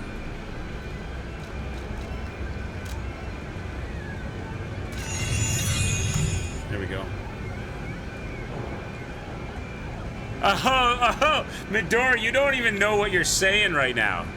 You don't even know what you're saying right now. You're lucky you didn't get banned for that question. Does Pippity Poppity like Sekiro? Well, let me lay it down for you, Midori. Pippity Poppity likes Sekiro about as much as putting a sharpened pencil in his pee hole. That's about as much as he likes Sekiro. Imagine taking a sharpened pencil, sliding it into your pee hole slowly. That's how much Pippity Poppity likes Sekiro. We had this really hilarious night. He was pretty far advanced because Pippity Poppity has a thing on his channel where if you pay a certain number of points, I think if it's still at 50,000, you can request a game. But he reserves the right whether or not he's going to complete it or not. And Forbjock, I believe it was Forbjock, spent the 50 grand to have Pippity Poppity play Sekiro. And Sekiro is like reverse kidney stone if you have no rhythm. And he did really well. He got deep into Sekiro. He got past the monk, if you know the monk. He got to Ghost, is it Ghost? No, he got to Real Monk, not Ghost Monk. He got past Ghost Monk, and he was fighting Real Monk. The rope kid took him to the bridge, and he was fighting Real Monk on the bridge. And I was watching, he was having the most miserable time. He was trying his best. He was putting on a brave face, but he was having the most miserable time. And we came up with this idea of finding one of those big, he took like a picture of his face and he blew it up large, so it was like one of those jib jab TikTok things, and he put it over his actual face on stream, so he had like a jib jab face go. So the jib jab face had a big smile on it, but behind it he was seething in anger. Yeah, so that's the Pippity Poppity story of Sekiro. You had a catheter once when you got into an accident, so you can imagine. Yeah. Yep. Okay. So we're restored, we're leveled. Hey, bro. Hello there. Hello there. Welcome to Krat, visitor. I didn't think there were any stalkers left to fight the puppets. You didn't hear? Figures. The whole organization fell apart. All that's left are wannabes and amateurs who think they can fight on their own. You ought to buy something while you're at the festival. You can't rely on yourself alone.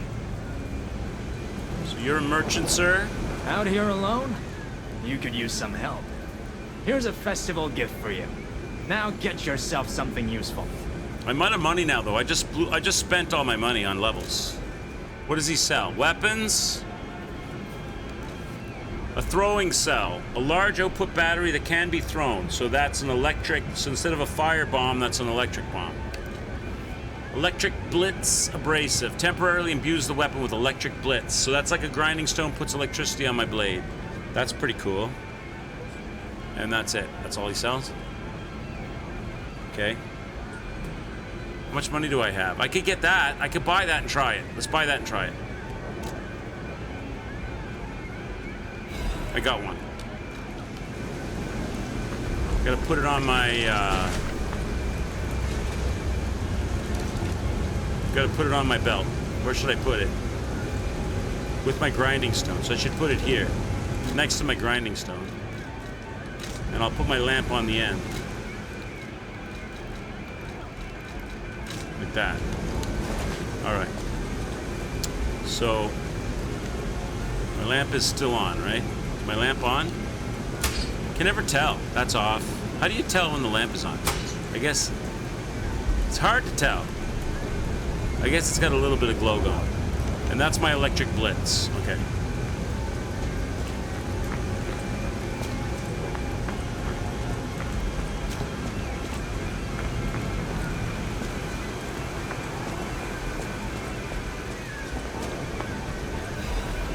Introducing the parade puppets.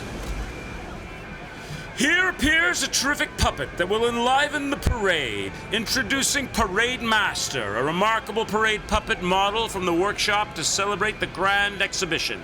Hello there, I am the Parade Master. I like singing and marching with people. Marvelous puppet show. So, the puppets are... There's a factory that makes puppets in Krat.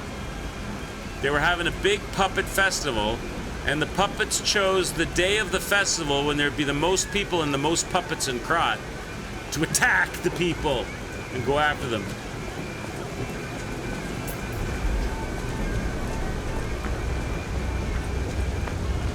Okay.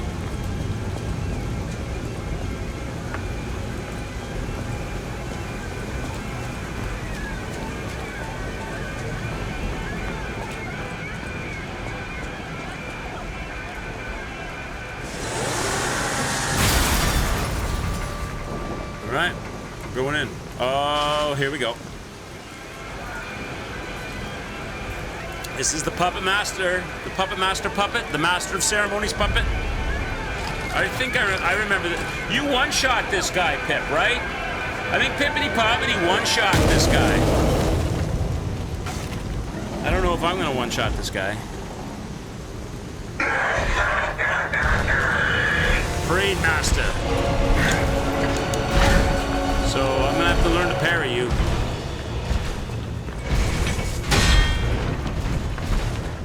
Can he crumble this guy?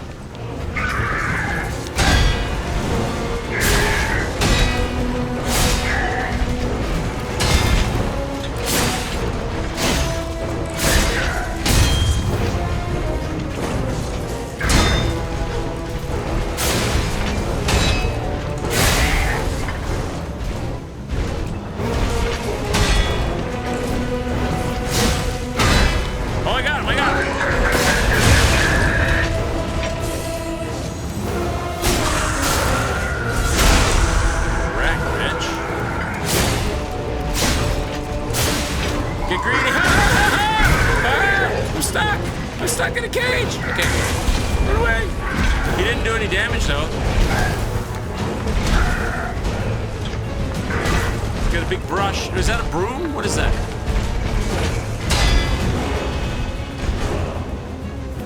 Get my parry on. Wait. Wait.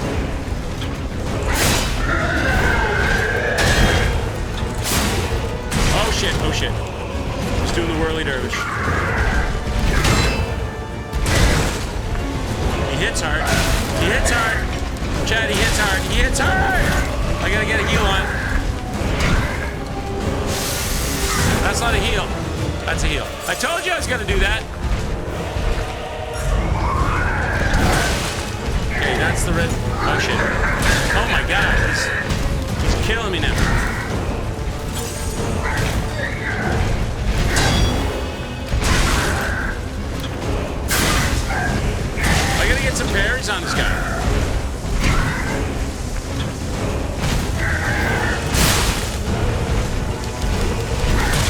poking me here?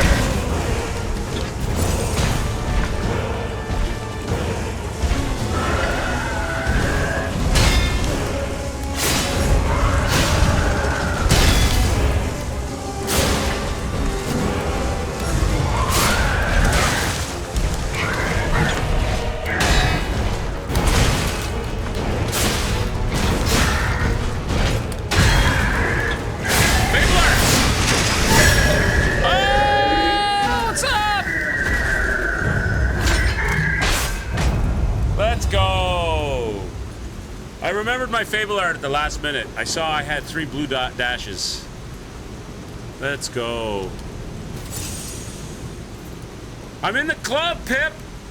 I'm in the club! Oh, not really, though. Not really, though, because you did it very first time. You did it very first time. Did I use my... No, I didn't. Did I? I did. When did I use it? I don't remember using my electricity stuff. GG's, everybody. GG's. I don't remember using my electrical... I paid 250... Maybe that helped me. I don't remember using it. 1,857 puppet souls. What are they called? Ergo.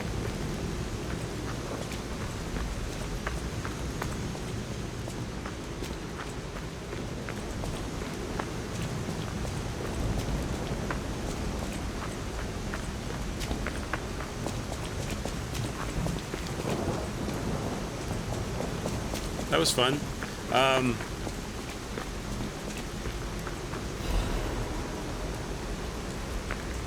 He was kicking in the second half, though. He was kicking the crap out of me. I'm lucky that I remembered. I think he would have probably beat me if I hadn't remembered that I had that Fable art attack.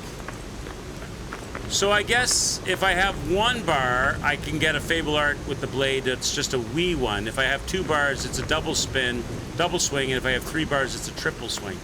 Because I saw it fill up, and then I was like, oh shit, maybe that. It was like a panic effort, a panic attempt, and it worked. Hotel Krat, the greatest luxury. Oh, couldn't read that. Now I can't read it. The greatest luxury you'll ever experience. Treat yourself to an unforgettable day. Let's go get our hair and nails done at Hotel Krat. One more thing I should mention.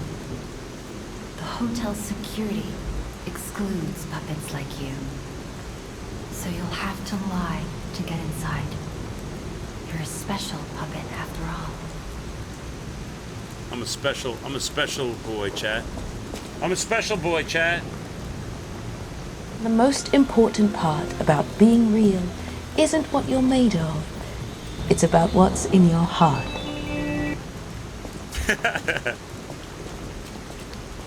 That's the good fairy.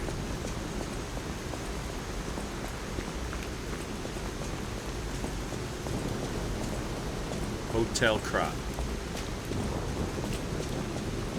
The atmosphere is cool. This building reminds me of Chateau Frontenac. You guys know Chateau Frontenac from Quebec? You ever seen a picture of Chateau Frontenac? There's a big hotel in Quebec City that looks just like that. It's called, for you Americans that may not know, let me see. It's pretty famous though, so you probably know it. But maybe you don't. I wonder if they modeled it after Chateau Frontenac. Maybe, maybe not. Maybe Chateau Frontenac is modeled after the same thing this one's modeled after. I'll show you a picture. Love Quebec. There's a beautiful hotel in Quebec City. Because Quebec City is old Quebec City and then new Quebec. The part inside the old walls, it looks like this hotel. It looks like this. I'll show you. Have a look. Hang on. Ooh, shit, I just fucked up. Hang on. Let me do like this. We go here, go images. There. Look, here you go. Tell me that's not similar. There's Chateau Frontenac in Quebec. Tell me that's not similar to Hotel Krat. Very similar, right? I've been to Quebec City and Montreal. Great places, man. I like Quebec City more than Montreal, but they're both fun. Old Montreal is great. The old city. Great restaurants. I went there once, Midori, and I went to a very, very, very fancy French restaurant in the old city. And I walked in and I saw the waiter, and I don't think he spoke a word of English. And I said to him, "Do you have a washroom? Do you have a bathroom?" And he looked at me very seriously and he said, "Yes." And he walked away. I guess I deserved it because I didn't ask him where it was. I just assumed. But he and I was like, okay then. Nice talk.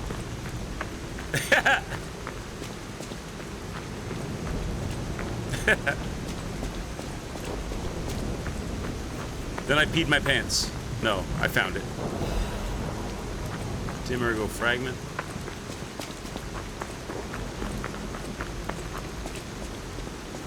Pip, do you think you'll, if you're still there, do you think you'll play this game again? Maybe with a different build? Maybe try a build that's like weird or awkward or hard for you. And I'm kind of doing that a little bit with Elden Ring. That's kind of why I did this build on Lies of P, or I'm starting a build that's just all heavy hitting melee strength, because that's my shtick, and chat's got me doing the magic wizard thing, the wizard melee on Lies of P. So, I mean on Elden Ring. So they do an expansion. They're definitely doing an expansion. I thought that they were doing a second game. Maybe they are. I thought they were doing a second game modeled after the Wizard of Oz, which would be super cool. But somebody in chat not so long ago, maybe a week ago or so, said it's going to be DLC for Lies of P. So maybe you're, I don't know, it seems like a weird DLC, but maybe you're going to get to dress Pinocchio up like Dorothy? I don't know. But you know, like if you've played this game, you know there's like a teaser at the end, right? Hidden Moonstone. The Moonstone was not from this world. However, it was the most optimal something.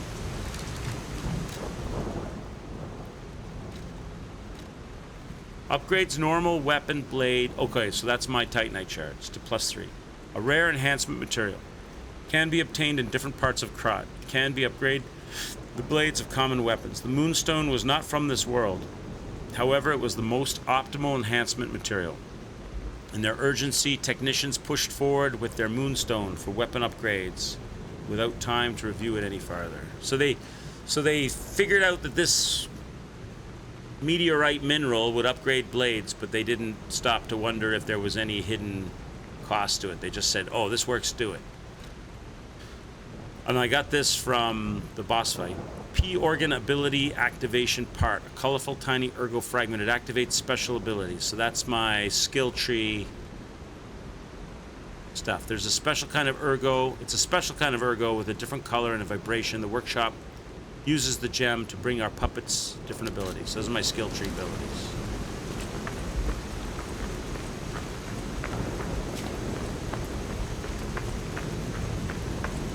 And I have to lie to get in. Knock on the door. Welcome to the Sanctuary of the Grand Covenant. Coming in with my big sword. Identity. Who are you? I am human. I'm lying. Grand Covenant's fourth law. A puppet cannot lie. I'm an. Welcome to Hotel Krat. They've never seen a puppet like me.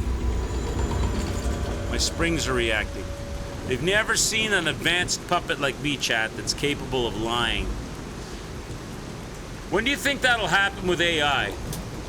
Right?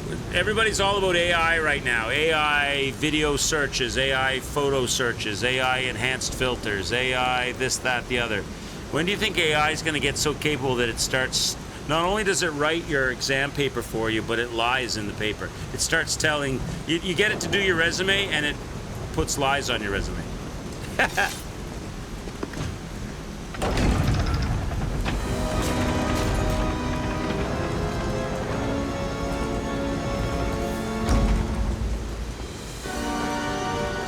can already lie. It's called temperature or something and it can make shit up. Oh yeah? Oh, see, you would know. Pip's a coder, Chad. For those of you that don't know, Pip knows computers. Pip's a coder. Lies of P. Tutorial finished. You know what? We made it through the tutorial without dying once, chat. That's one of my first ever tutorial playthroughs that I never died in. Because I took my time and I read the stuff. And I paid attention. There's Chateau Frontenac on the hill, Hotel Krat. People came by boat. They discovered a weird blue ergo.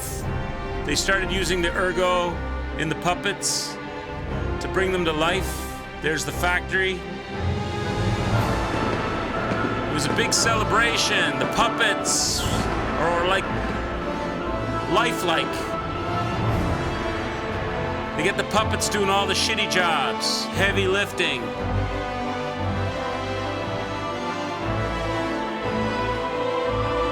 Putting up signs. The city became famous for puppetry. Teaching children of wealthy families. And then it all turned to shit. The puppets went crazy. They started killing their masters. The maids were revolting, pushing people out windows. Going after everyone, the puppet frenzy. Mass extinction, kids hiding under carriages, puppets looking. The master of ceremonies collecting dead bodies in a big bucket on his back, hanging the people upside down. Blood dripping from the stop sign of your local puppet policeman. That's a grim, it's a grim scene. And then came a hero, brought to life, not by grace, but by ergo. Choi Ji-won, director. And that's cool. So here's the hotel, Hotel Krat. Dawn after the rain.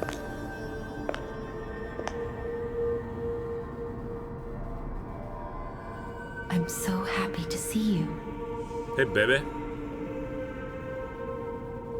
I am Sophia. Hi, Sophia. I've been waiting for you.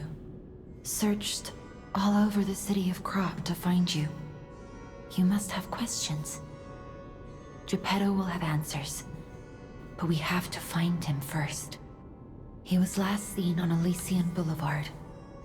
All of Krot is dangerous for humans. And that neighborhood is one of the scariest.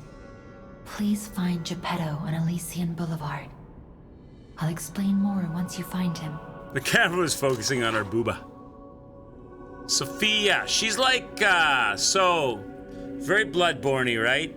Instead of you going through in Bloodborne and in this game, you go through sort of a gothic brown horse carriage, carnage place. Instead of a hunter, you're a stalker. Instead of a dollhouse, it's Hotel Krat. And instead of a doll, it's Sophia. You can level up through Sophia using the ergo in your possession. You can increase your stats when you level up. Okay. I have one level I can get.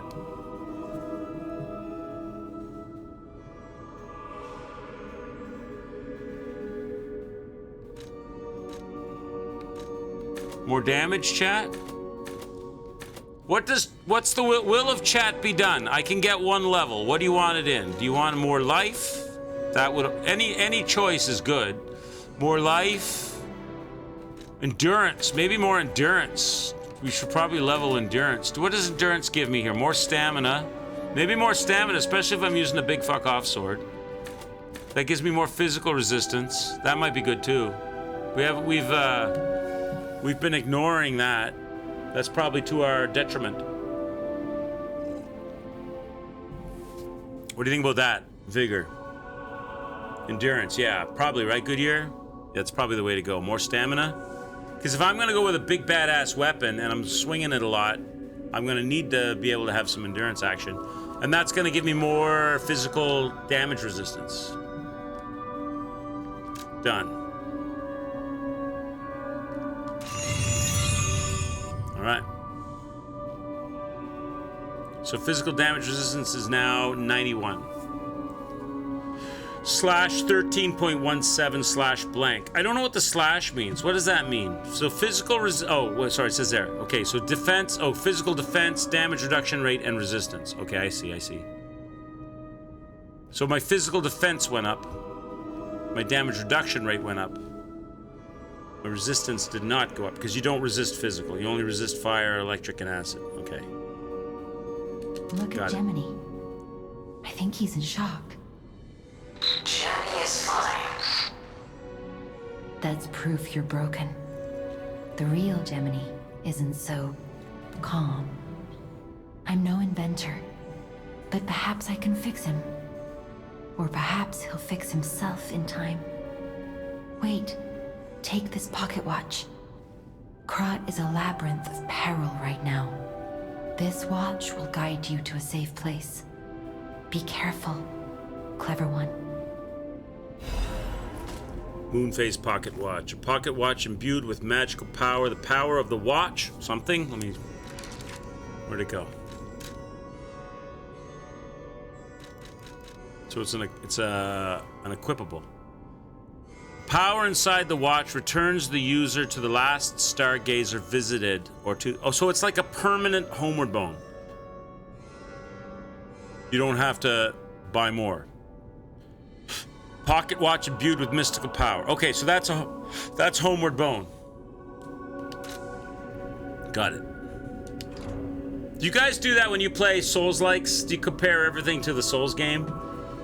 I wonder if the developers, it's probably a semi-compliment. Like the people that spent all the time designing that watch and writing the lore for it and coding all of that into the game. I wonder if a part of them bristles when you go, oh, that's my homeward bone. I wonder if part of them is like, fuck no, it's a stargazing watch, you son of a bitch, stop calling it a homeward bone, or are they okay with it? It's just the way my brain remembers stuff. Okay. I'll use my power to help you. Okay, I can't use your powers, so talk to me. About Ergo. Ergo is the miracle that made Krat prosper. Without Ergo, there would be no automated puppets to make Krat wealthy. When you move, you tap into the power of Ergo within you. Gather more Ergo. It will make you stronger. Okay. Monad's lamp. In the folklore of Krat, a cricket often acts as a guide. That is why these automated models became popular.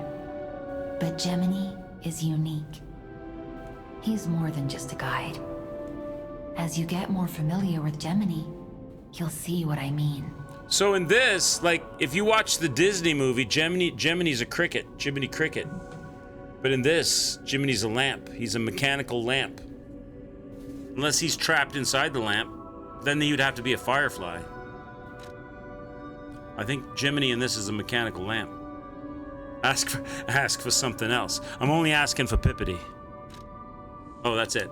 Okay. Sorry, Pip. No luck. She's not giving digits. Okay.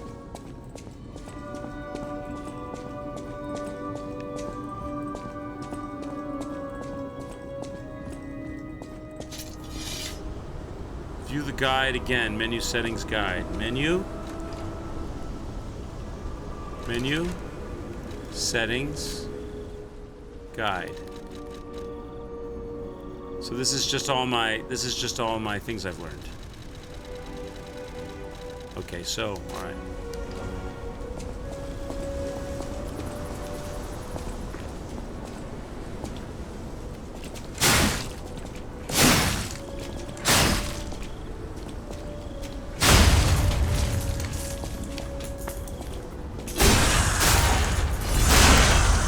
So that's a practice. These are practice dummies.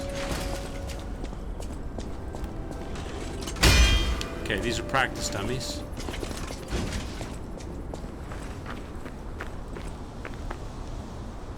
Great fortune to all visitors, rest for all travelers, blessings to all friends. Welcome to Hotel Krat.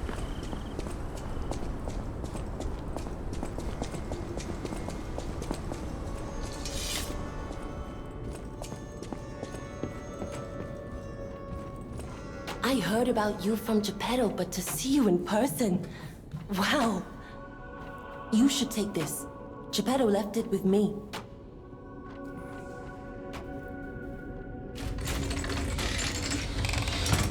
What's she giving me? Hello. Harpoon gun. Practice. We're talking about practice. Not a game, but practice. Talking about practice. Legion arm is a special equipment that is equipped on the left arm. Each Legion arm has its own combat ability. Legion arms can be modified to all sorts of forms. Modifications can be made using the Vanini craft machine. So she's upgraded my arm. Thanks, baby. I like your woodpecker. I like your woodpecker. The sound of it alone. That craftsmanship comes only from the hands of Geppetto. You must be something else. A custom arm from Geppetto himself is quite an accessory. Oh, I forgot to introduce myself. I am Eugenie from the workshop Eugenie. Union. I know my way around weapons of all kinds. I'm sure Master Geppetto would agree. If any of your weapons need work, bring them to me. So you're my blacksmith. You're my blacksmith, babe. I like the way she sits on her stool with one leg up, one leg extended, with her little leather apron and her John Lennon glasses and her hair in a bun. She's got the librarian look going on. And she's a demon in the sack, chat. I know my way around a weapon. Want me to look at something? She knows her way around a weapon. She knows her way around Pippity Poppity's weapon. That's Eugenie's voice right there.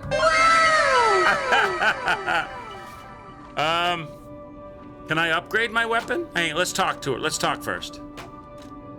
About the Stargazers. A stargazer is a survival device used by the stalkers.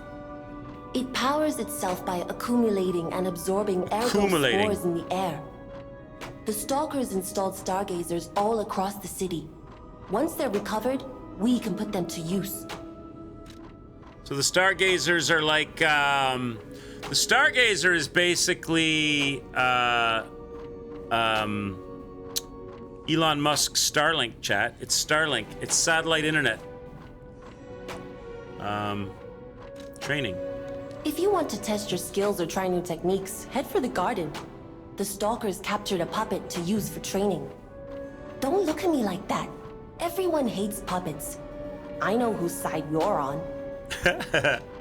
Does she know I'm a puppet? She knows, but she knows I'm a puppet. I lied to get in here, or unless she was talking about the Legion arm, because when I walked up, the very first thing she said was, "I must be a very special creation of Geppetto," but maybe she was talking about the Legion arm she gave me.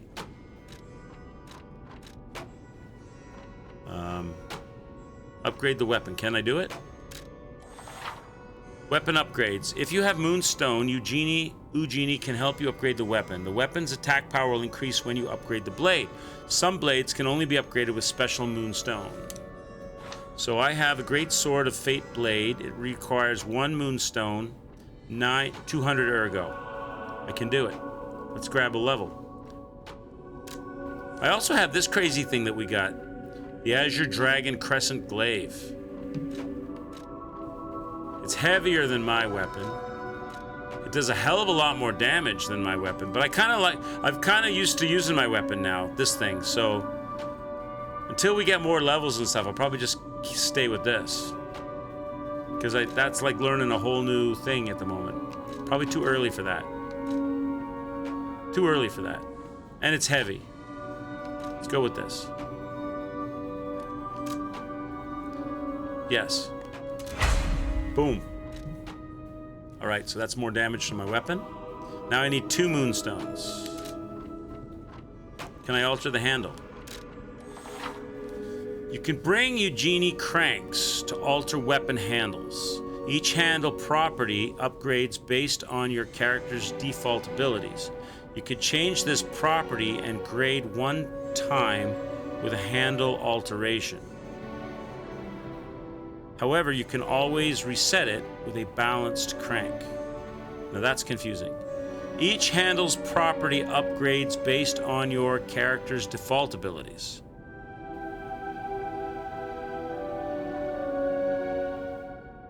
You could change the property and the grade one time with a handle alteration. So I bring her a handle, and then she changes the properties of my...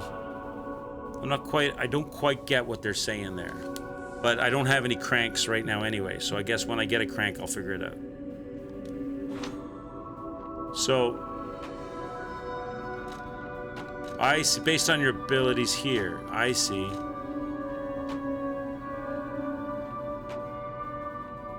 So, I don't have any cranks, so this is all grayed out. But if I did have a crank, I could choose to raise my motivity, or raise, so there's the motivity upgrade, the technique upgrade, or the advance upgrade. So for me, probably it would be a motivity upgrade I'd want. Change the scaling, I changed the scaling of my weapon. So this takes it from motivity scaling B to scaling A. This takes it from technique D to C, and advance, oh, I see, okay, I get it. So I would be the motivity guy, probably. If I had a crank. I don't have a crank.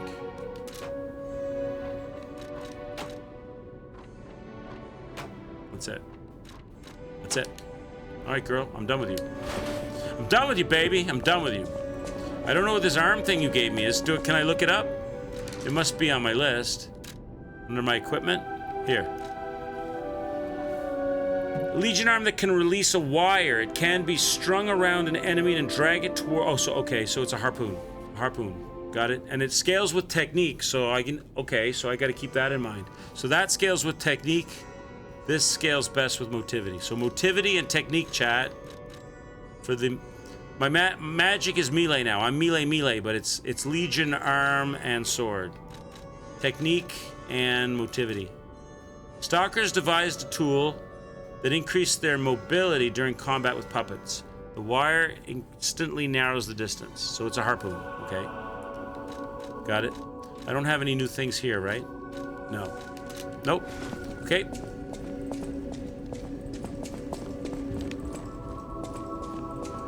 Welcome to Hotel Krat. My name is Polendina, butler to Lady Antonia. Please let me know how I may be of service. At Hotel Krat, comfort and calm walk hand in hand. Welcome to Hotel Krat. How may I be of service? I'd like to rent a room. I'd like to get a room, please. Quicks to his ladies once they've outlived their usefulness. I am done with you, baby! I am done with you! Chat, I need more ice. I'm out of ice. I want to make another drink and keep playing a bit. But I need ice for my drink. Give me like, I just have to go upstairs for that. So give me like 3 minutes, 2-3 minutes. I won't be long. I'm just gonna go get, I'm gonna fill my glass with ice, come back and make another drink and push forward into the game. So, let me see. How do I put this game on pause properly? How does one do that? Oh, I gotta get out of, okay, hang on. Let me get out of Polendina here.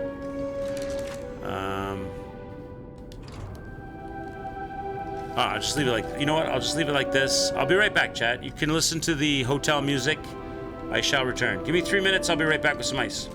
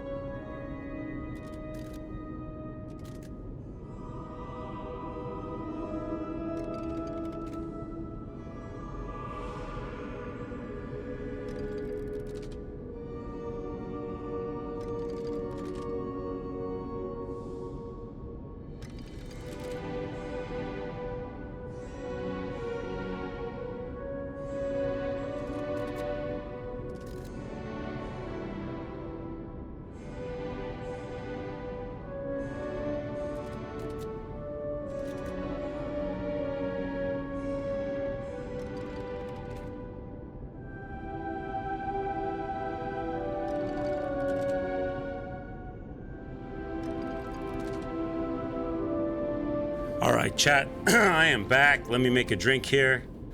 That wasn't even 3 minutes, was it? Didn't take me long to get the ice. I got a cup full of ice. Let me throw some whiskey in that. Throw some Coke on top of that, and raise a glass to you guys. I got enough for one more drink in there. You're gonna watch 300 later today? It's been too long. What's the famous quote in that movie? Spartans! I forget everybody screams it. I haven't seen that movie for a long time either.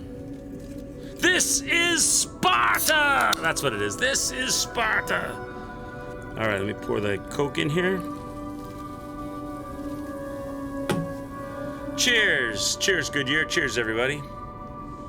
Look at that drink there, Chad. Look at that icy, cokey, whiskey goodness right there.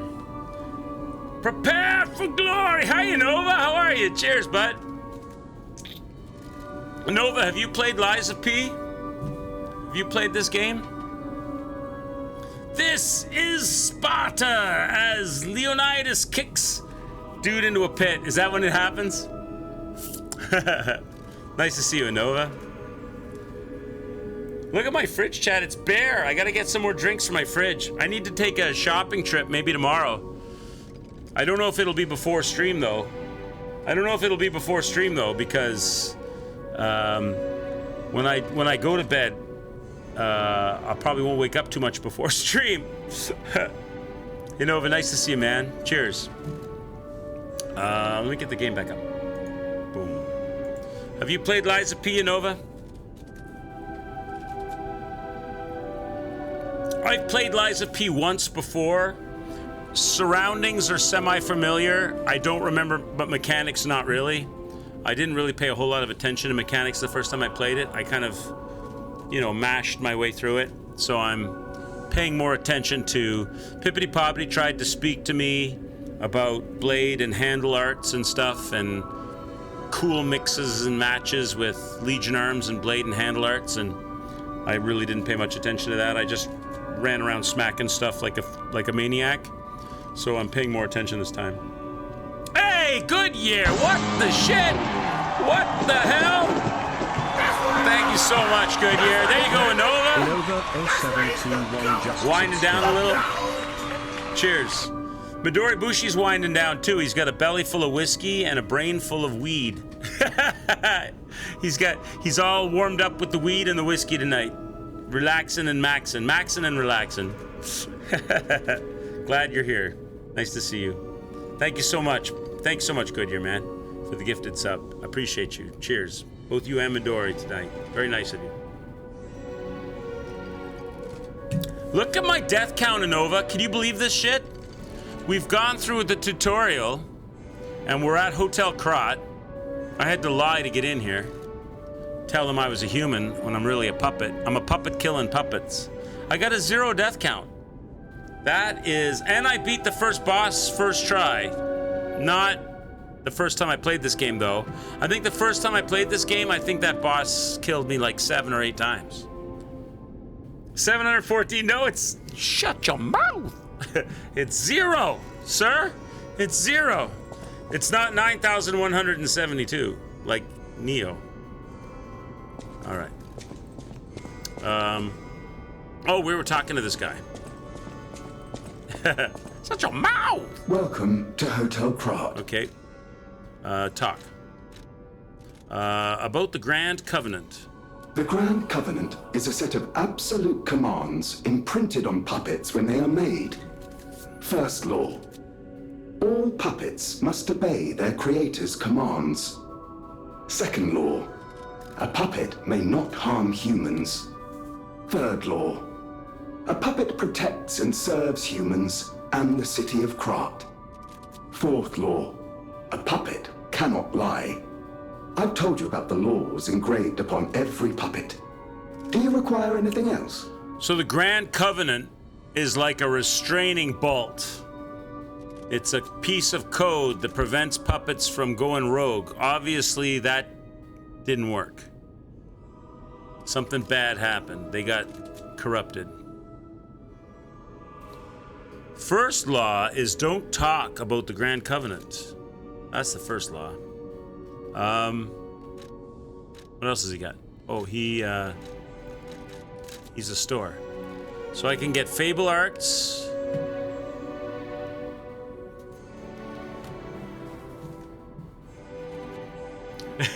Quicks is nice now, but not too long ago he told me to shut my dirty little mouth.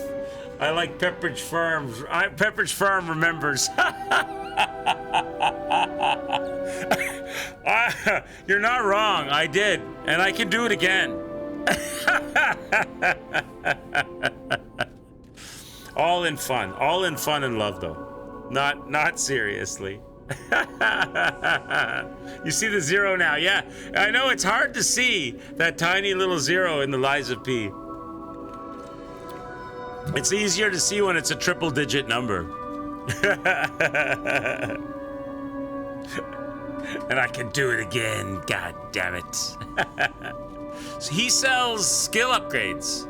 That's what I'm noticing. He sells Fable Arts. What's this thing? A Legion Charge. Polymer filling that activates the Legion Arm's specific ability. It can be implanted in a Legion Arm to charge the Legion rapidly. So wait a minute. So I've got my Lifeline. I've got my Fable Art line, and I also have a Legion Charge line. So I need those things to charge it. Does it? My Fable Arts will work if I inject myself or if I hit people a bunch of times. What about the Legion Arm? Will that charge with hits, or do I have to stab bullets into it? The polymer bullets that are used in the Legion Arms were developed in collaboration with Vanini Works. These bullets undergo a chemical reaction inside the arm, turning in different substances like fire, electricity, and acid. Okay. So I may need to buy some of those at some point. How much money do I have? 714 bucks. I want to save my money. I would definitely want to buy. He sells 2 skill upgrades, 2,800 bucks each. That's 5,600 points. That's a lot of points, but that would be the most valuable thing he has in his collection. All right.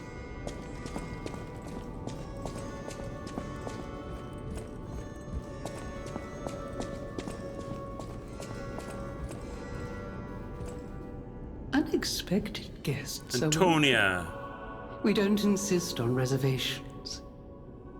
I am Antonia, and this is my hotel. She's the owner. Welcome.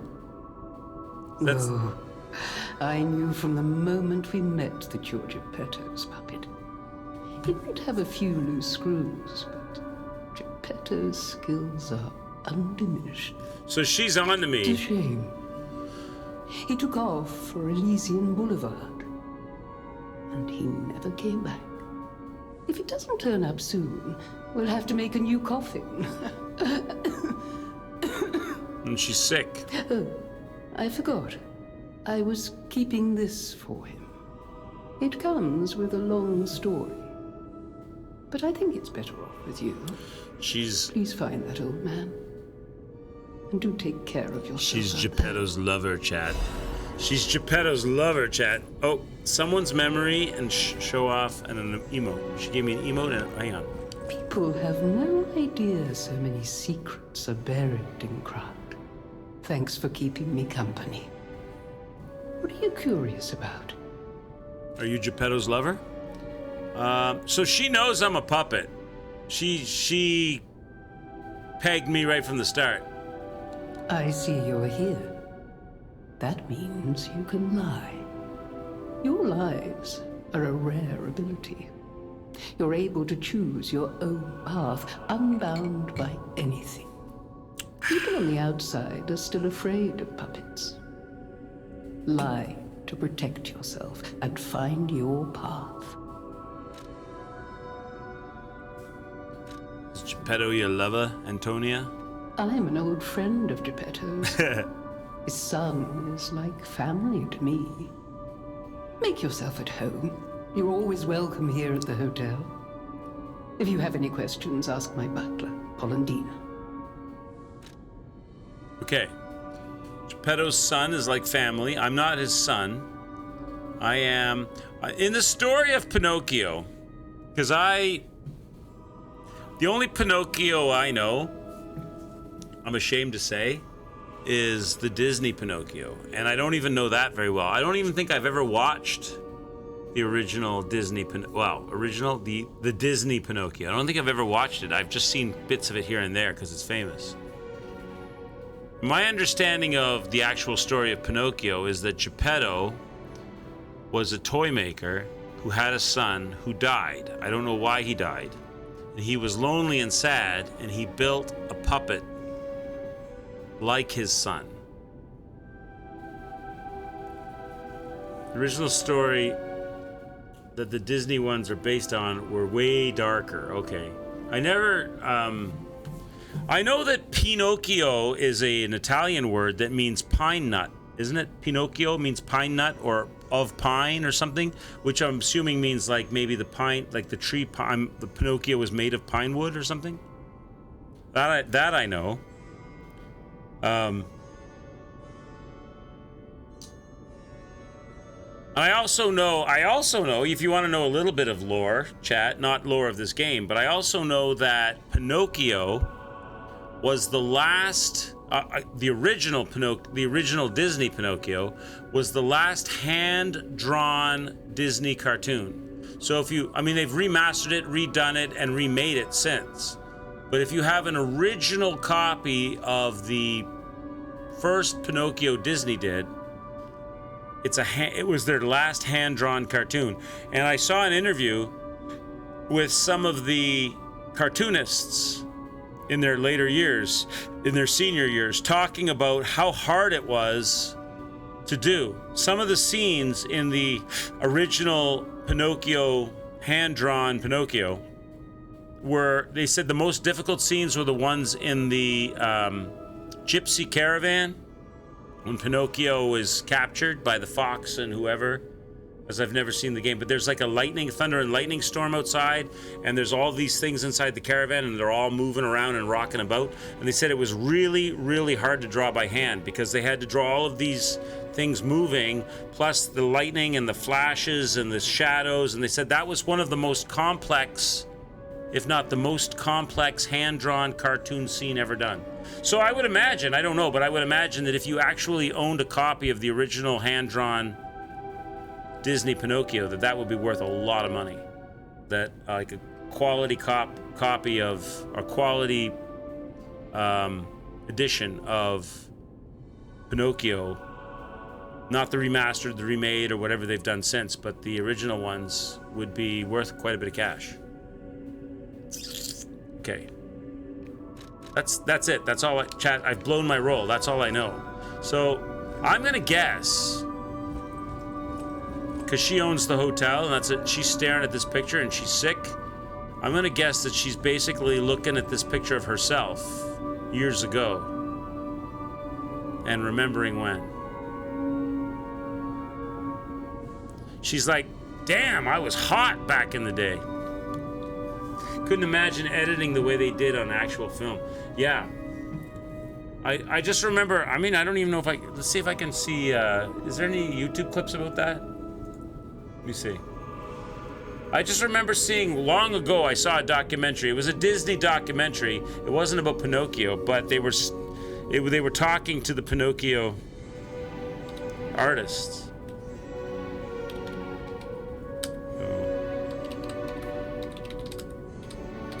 Let me just put some search terms in, see if I can find anything.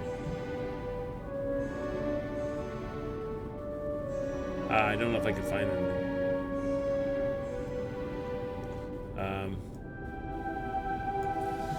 But they mentioned specifically the caravan scene, saying that was among the hardest thing to draw. See, all the stuff they have on here is like all the Pinocchio movie, modern Pinocchio, remade Pinocchio. Let me type original. It's probably really hard to find that. I bet that's a total collector's item now. 1940 was when they made it. What's this? 1940 is when they made Pinocchio, the original.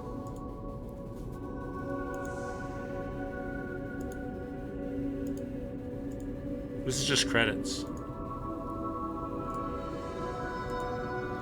1940. That's just credits. That's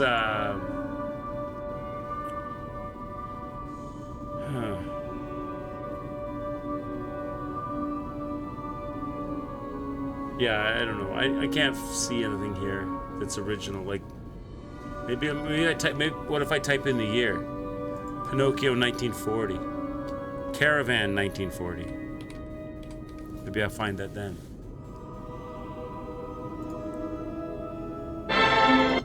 This is Pinocchio from 1940. So this must have been the hand-drawn version. But I don't know if the caravan scene is in here. How long is this? 2 minutes? It's not. All the shadows and all the... If you owned a copy of the original 1940 Pinocchio, I bet that's worth a lot of money. I wonder if anybody's trying to sell that on eBay. Maybe. All right, let's go.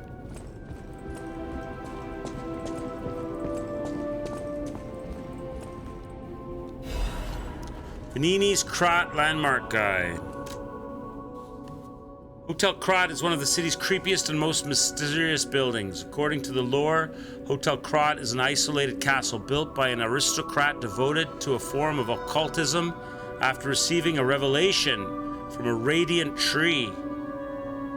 At one point, it was used as a mental institution, and some patients said they saw hallucinations. However, no records remain as they were all destroyed in a large fire. So, wow, there's a lot of lore drop. There's a big lore drop there. So, Hotel Krat used to be a mental institution. It suffered from a huge fire, so it must have been renovated into a hotel. And the person who built it was an occultist who had a revelation from a radiant tree. So they saw, oh wait, I didn't read all of that. They had a tree that said, you must build a castle. Over here.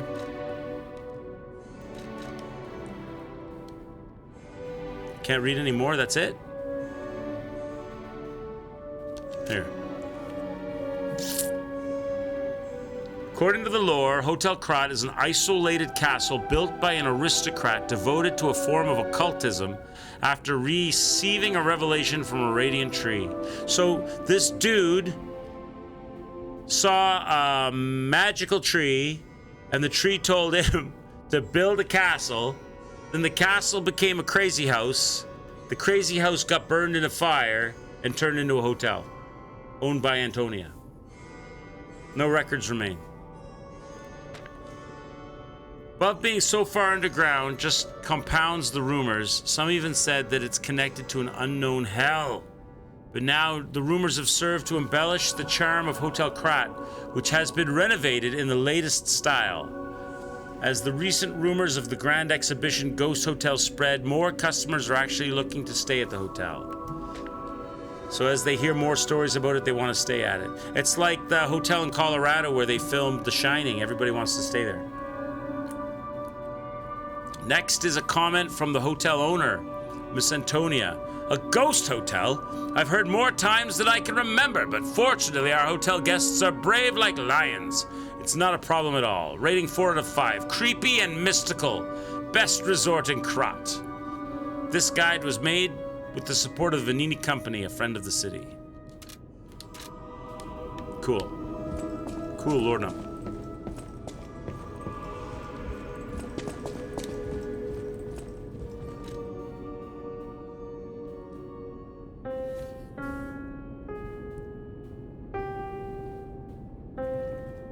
If he started playing the Halloween theme, that would be creepy.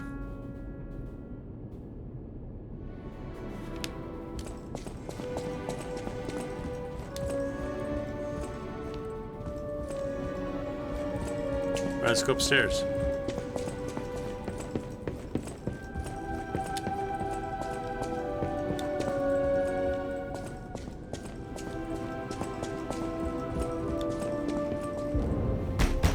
You need the Rosa Isabella street entrance key. Okay, I don't have that.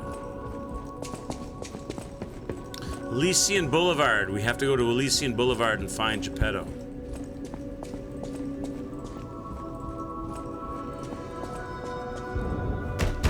Nope.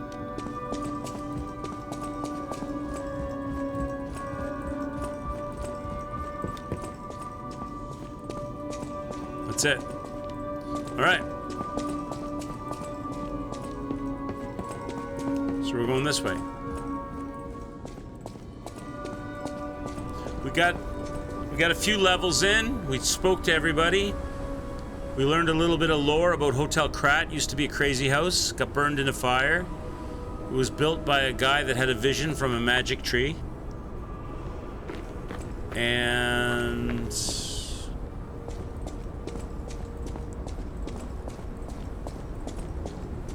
we gotta go look for Geppetto on Elysian Boulevard.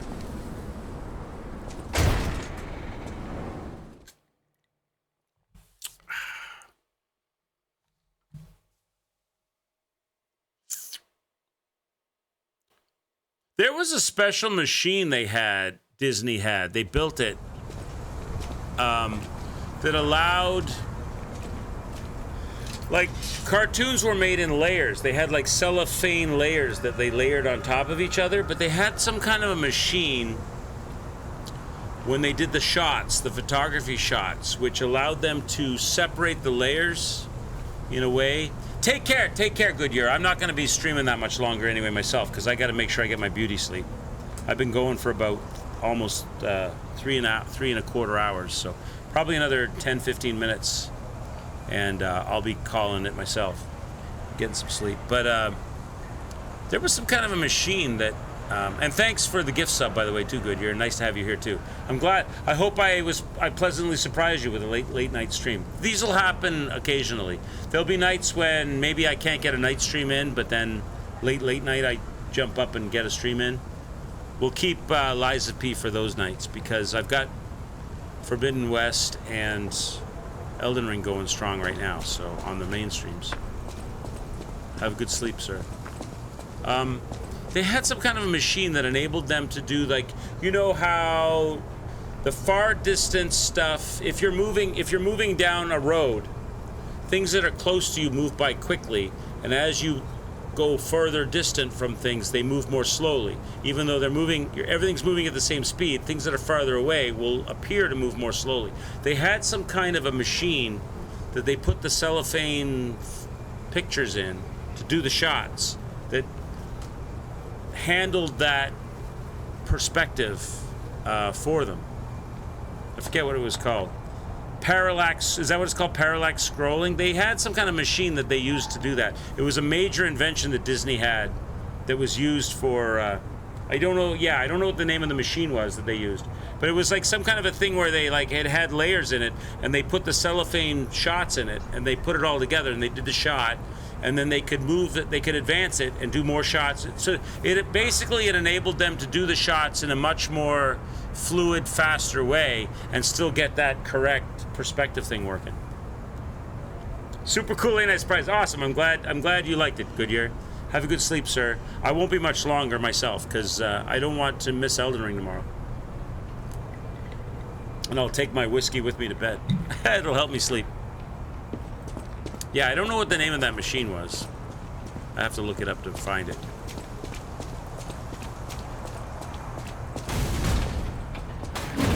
Hey, let's be more careful. The Black Multiplane Rabbit camera? Brotherhood. Maybe I don't know what it was called. The Pip is a wise man. Don't He be is a wise alarmed. man. My name is Gemini. We'll talk later, when we're safe. Black Rabbit Brotherhood. Okay, now I need to know. Now I need to find it. Let me see. Now I gotta find it, chat. Let me see. Special camera invention, Disney motion. The multiplane camera. Is that what it was called? Simple name. Operation, and generally. Maybe this was it. It was like a big brown wooden thing. If I remember. Photographing each one of these celluloids of Mickey and background makes a single frame of motion picture film. Multi-plane camera, is that what it was? And here's how the action looks on the screen.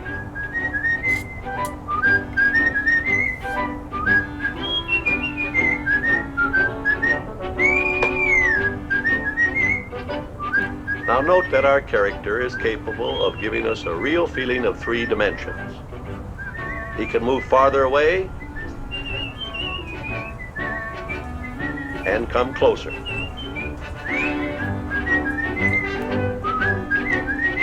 He can turn so that we see all sides of him. It's pretty amazing what they He did, seems you to know. have roundness. What was this, 40s, There's nothing 50s? flat about him. He can almost poke his finger in your eye. Amazing artists and artistry. Creativity like that, man. But when he leaves, 37, wow. when he leaves,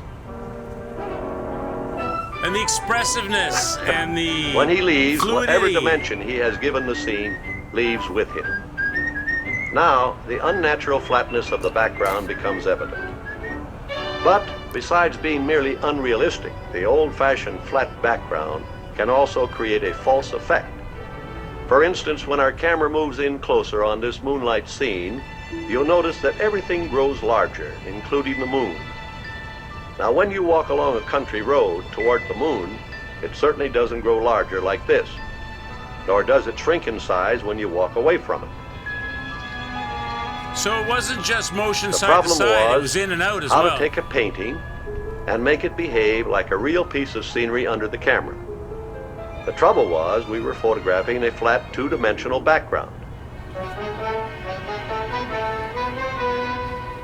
So we set about making plans and blueprints for a new cartoon camera that would overcome this.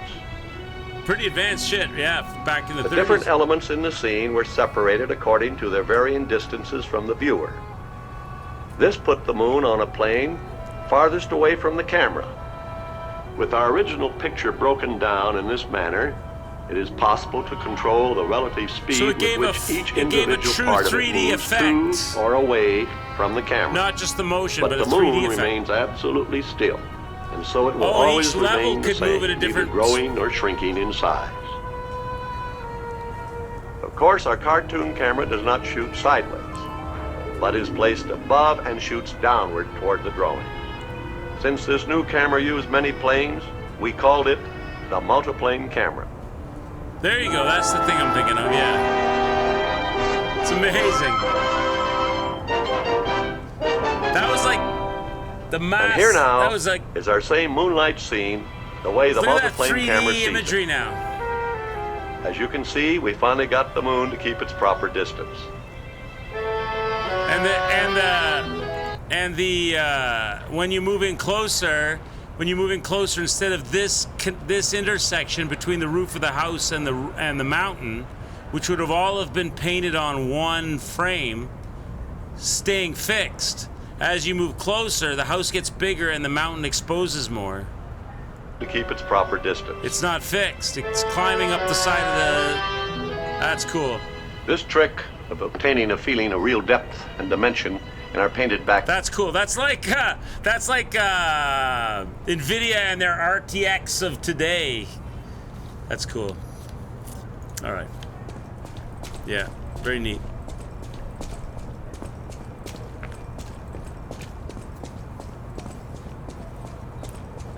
Stargazer. Hit it.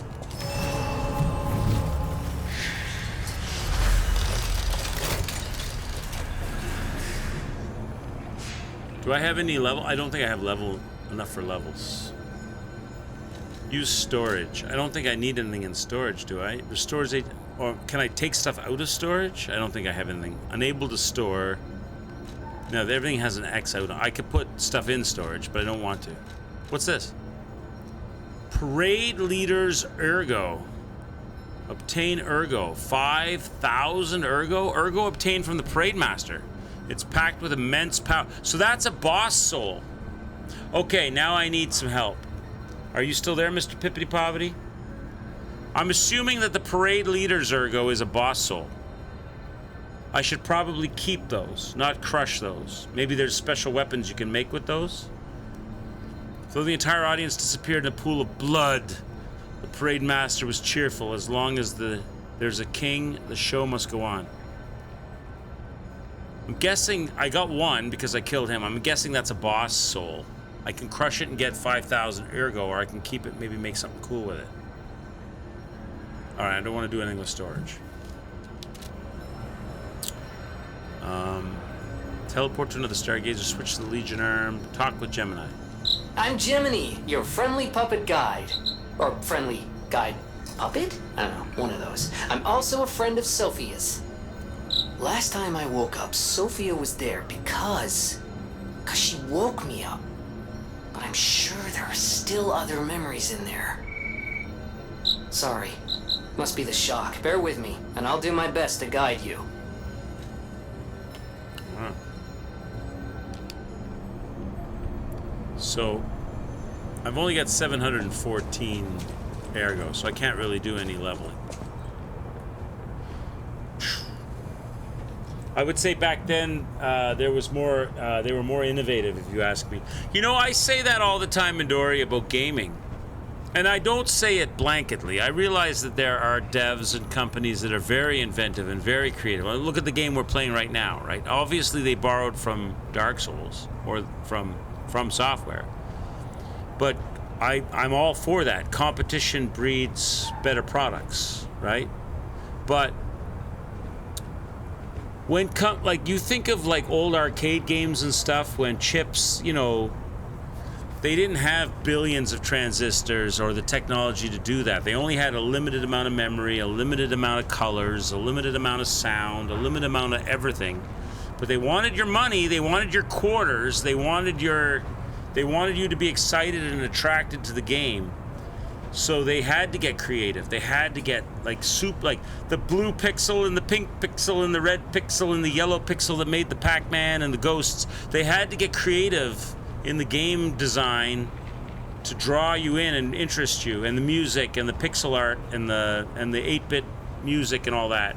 And nowadays, it's like the reverse. There's a plethora of colors and sound and graphics and power, and so the ability drawing you in with cool and interesting game design and mechanics has taken a back seat to the wow factor of the graphics and the colors and the music, and you get these amazing looking games with lackluster gameplay. As in the early days, you got, let's face it, compared to today, pretty shitty looking games but amazing, memorable gameplay. The loud sounds and the cool demos, you know, like it's like a cake that you go to the bakery, you go to a quality bakery and you get a beautifully decorated cake, maybe not even beautifully decorated, but when you eat it, it's delicious. And then you go to another place where the cake looks amazing because they've decorated it like crazy, but when you cut into it, it's just plain white sheet cake. It's boring. There's nothing in it. They trick you with the window dressing. There's a lot of window dressing going on these days. Not everywhere. I mean, I realize that there are quality games with depth and lore and gameplay, but the computational abilities are so much more advanced today that it's almost like in the food industry where they use salt and sugar and all of that to attract you to the product, but really the product is just hollow garbage calories. You know, you get a lot of hollow garbage calorie games that are sexy on the outside but nothing on the inside. When back in the day, they weren't particularly sexy on the outside, but they were pretty fun on the inside. And of course, there are companies that are making quality games today, but you can think of a lot of companies that have ripped you off too. You love how the NES and the SNES and the Sega Genesis, they pushed the hardware to its limits and made great games. Yeah, right? They tried to figure out ways that they could just squeeze that last little bit of juice out of the chips and the soundboards and the stuff that they had to make, you know, to get your dollar. They earned your money. They earned your quarter.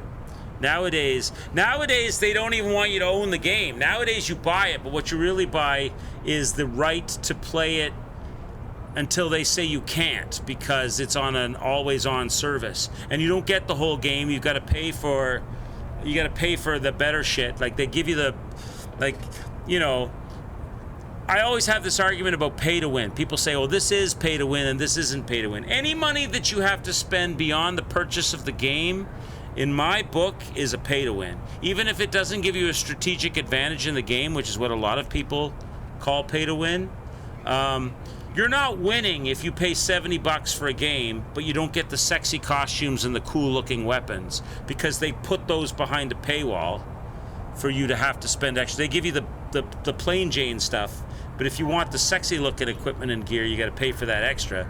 That's, in my mind, that's still pay to win. It's not strategic, but it's, you know what I mean?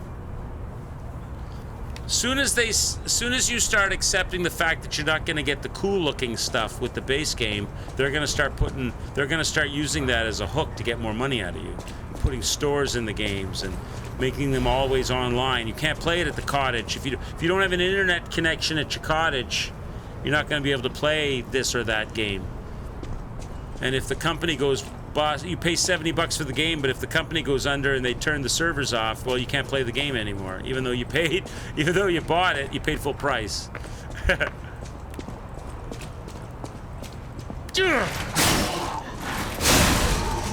$100 to play the game 3 days early. Yeah, and don't worry, your progress will roll over, so you'll have an advantage on all those other people that are just starting when you invade their game and wreck them. Yeah, all that stuff. All the shenanigan marketing. Or, like, I realize that Cyberpunk is a quality game today. I realize that, and I understand that.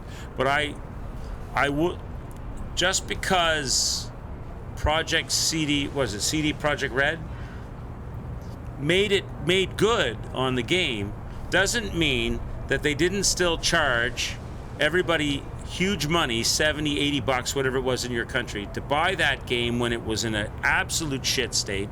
They lied about it.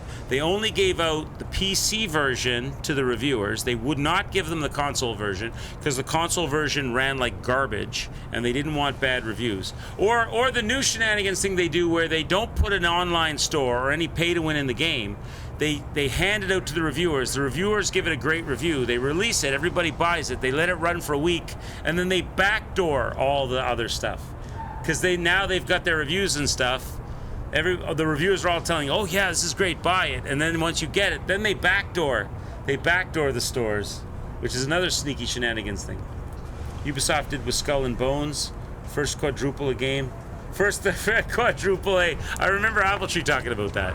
Yeah, all of that crap. Once independent companies, and instead of it being about let's make a great product so that we can make a lot of money, and it's about the product because the product is the vehicle to the money, now it's about the money. How can we manipulate the product in favor of the money as opposed to make a better product in favor of getting money? So you get like all the shenanigans stuff going on as opposed to bringing in the quality. Plus the laziness that comes with always with internet.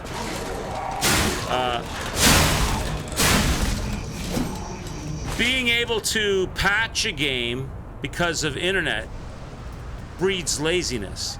Because if you know that once it's released or it's stamped on the CD or burned on the CD, that's it. You don't get a second chance. You measure it again, you double measure it, you check it, you play test it, because once you're printing, it's over, right?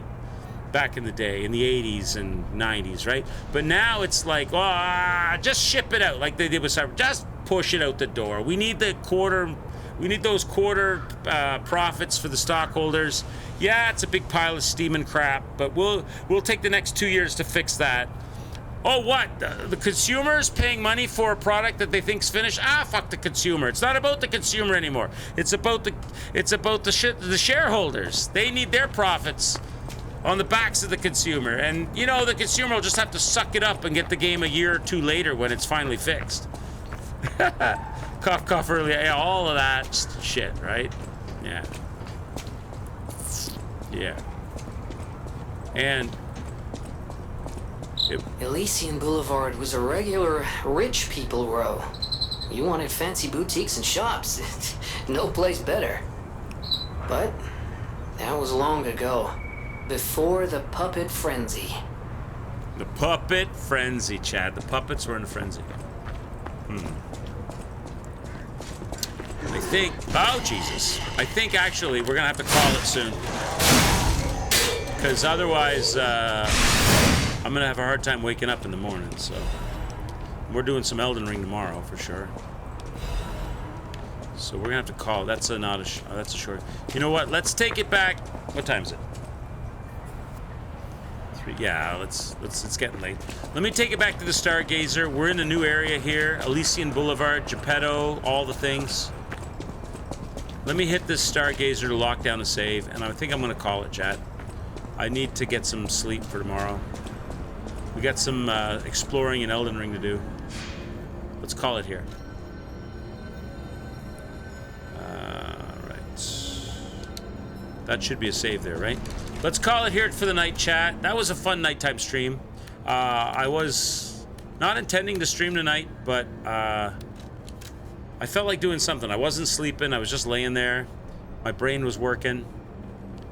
And I wanted to do something. I felt like doing something. I thought, why not just jump online, do some stream, and have some fun, drink some whiskeys, hang out with you guys. I'm glad I did. That was super fun. Tomorrow, I'll be back. I'll be back tomorrow with Elden Ring, 1 o'clock EST. For me right now, it's like 25 to 4 in the morning, so I'm going to get some sleep, get up tomorrow, have some breakfast, get a shower, and we'll be hitting Elden Ring tomorrow. I think we got the Godskin boss fight. We're working our way down through Caelid towards Radon and all that castle and all that stuff too. So we'll do all that tomorrow at 1. Thanks for joining me, everybody. Have a great rest of your night. Thanks for the subs, the follows, the participation in chat. I think some of you have probably already gone off to bed. It's getting super late, super early in the morning. I'm not really supposed to be on this time, so most of my viewership wouldn't even expect me out, but they'll be surprised when they see the VOD. Take care, everybody. Have a good sleep. I'll see you tomorrow. Thanks for joining me. Ciao for now. Bye-bye.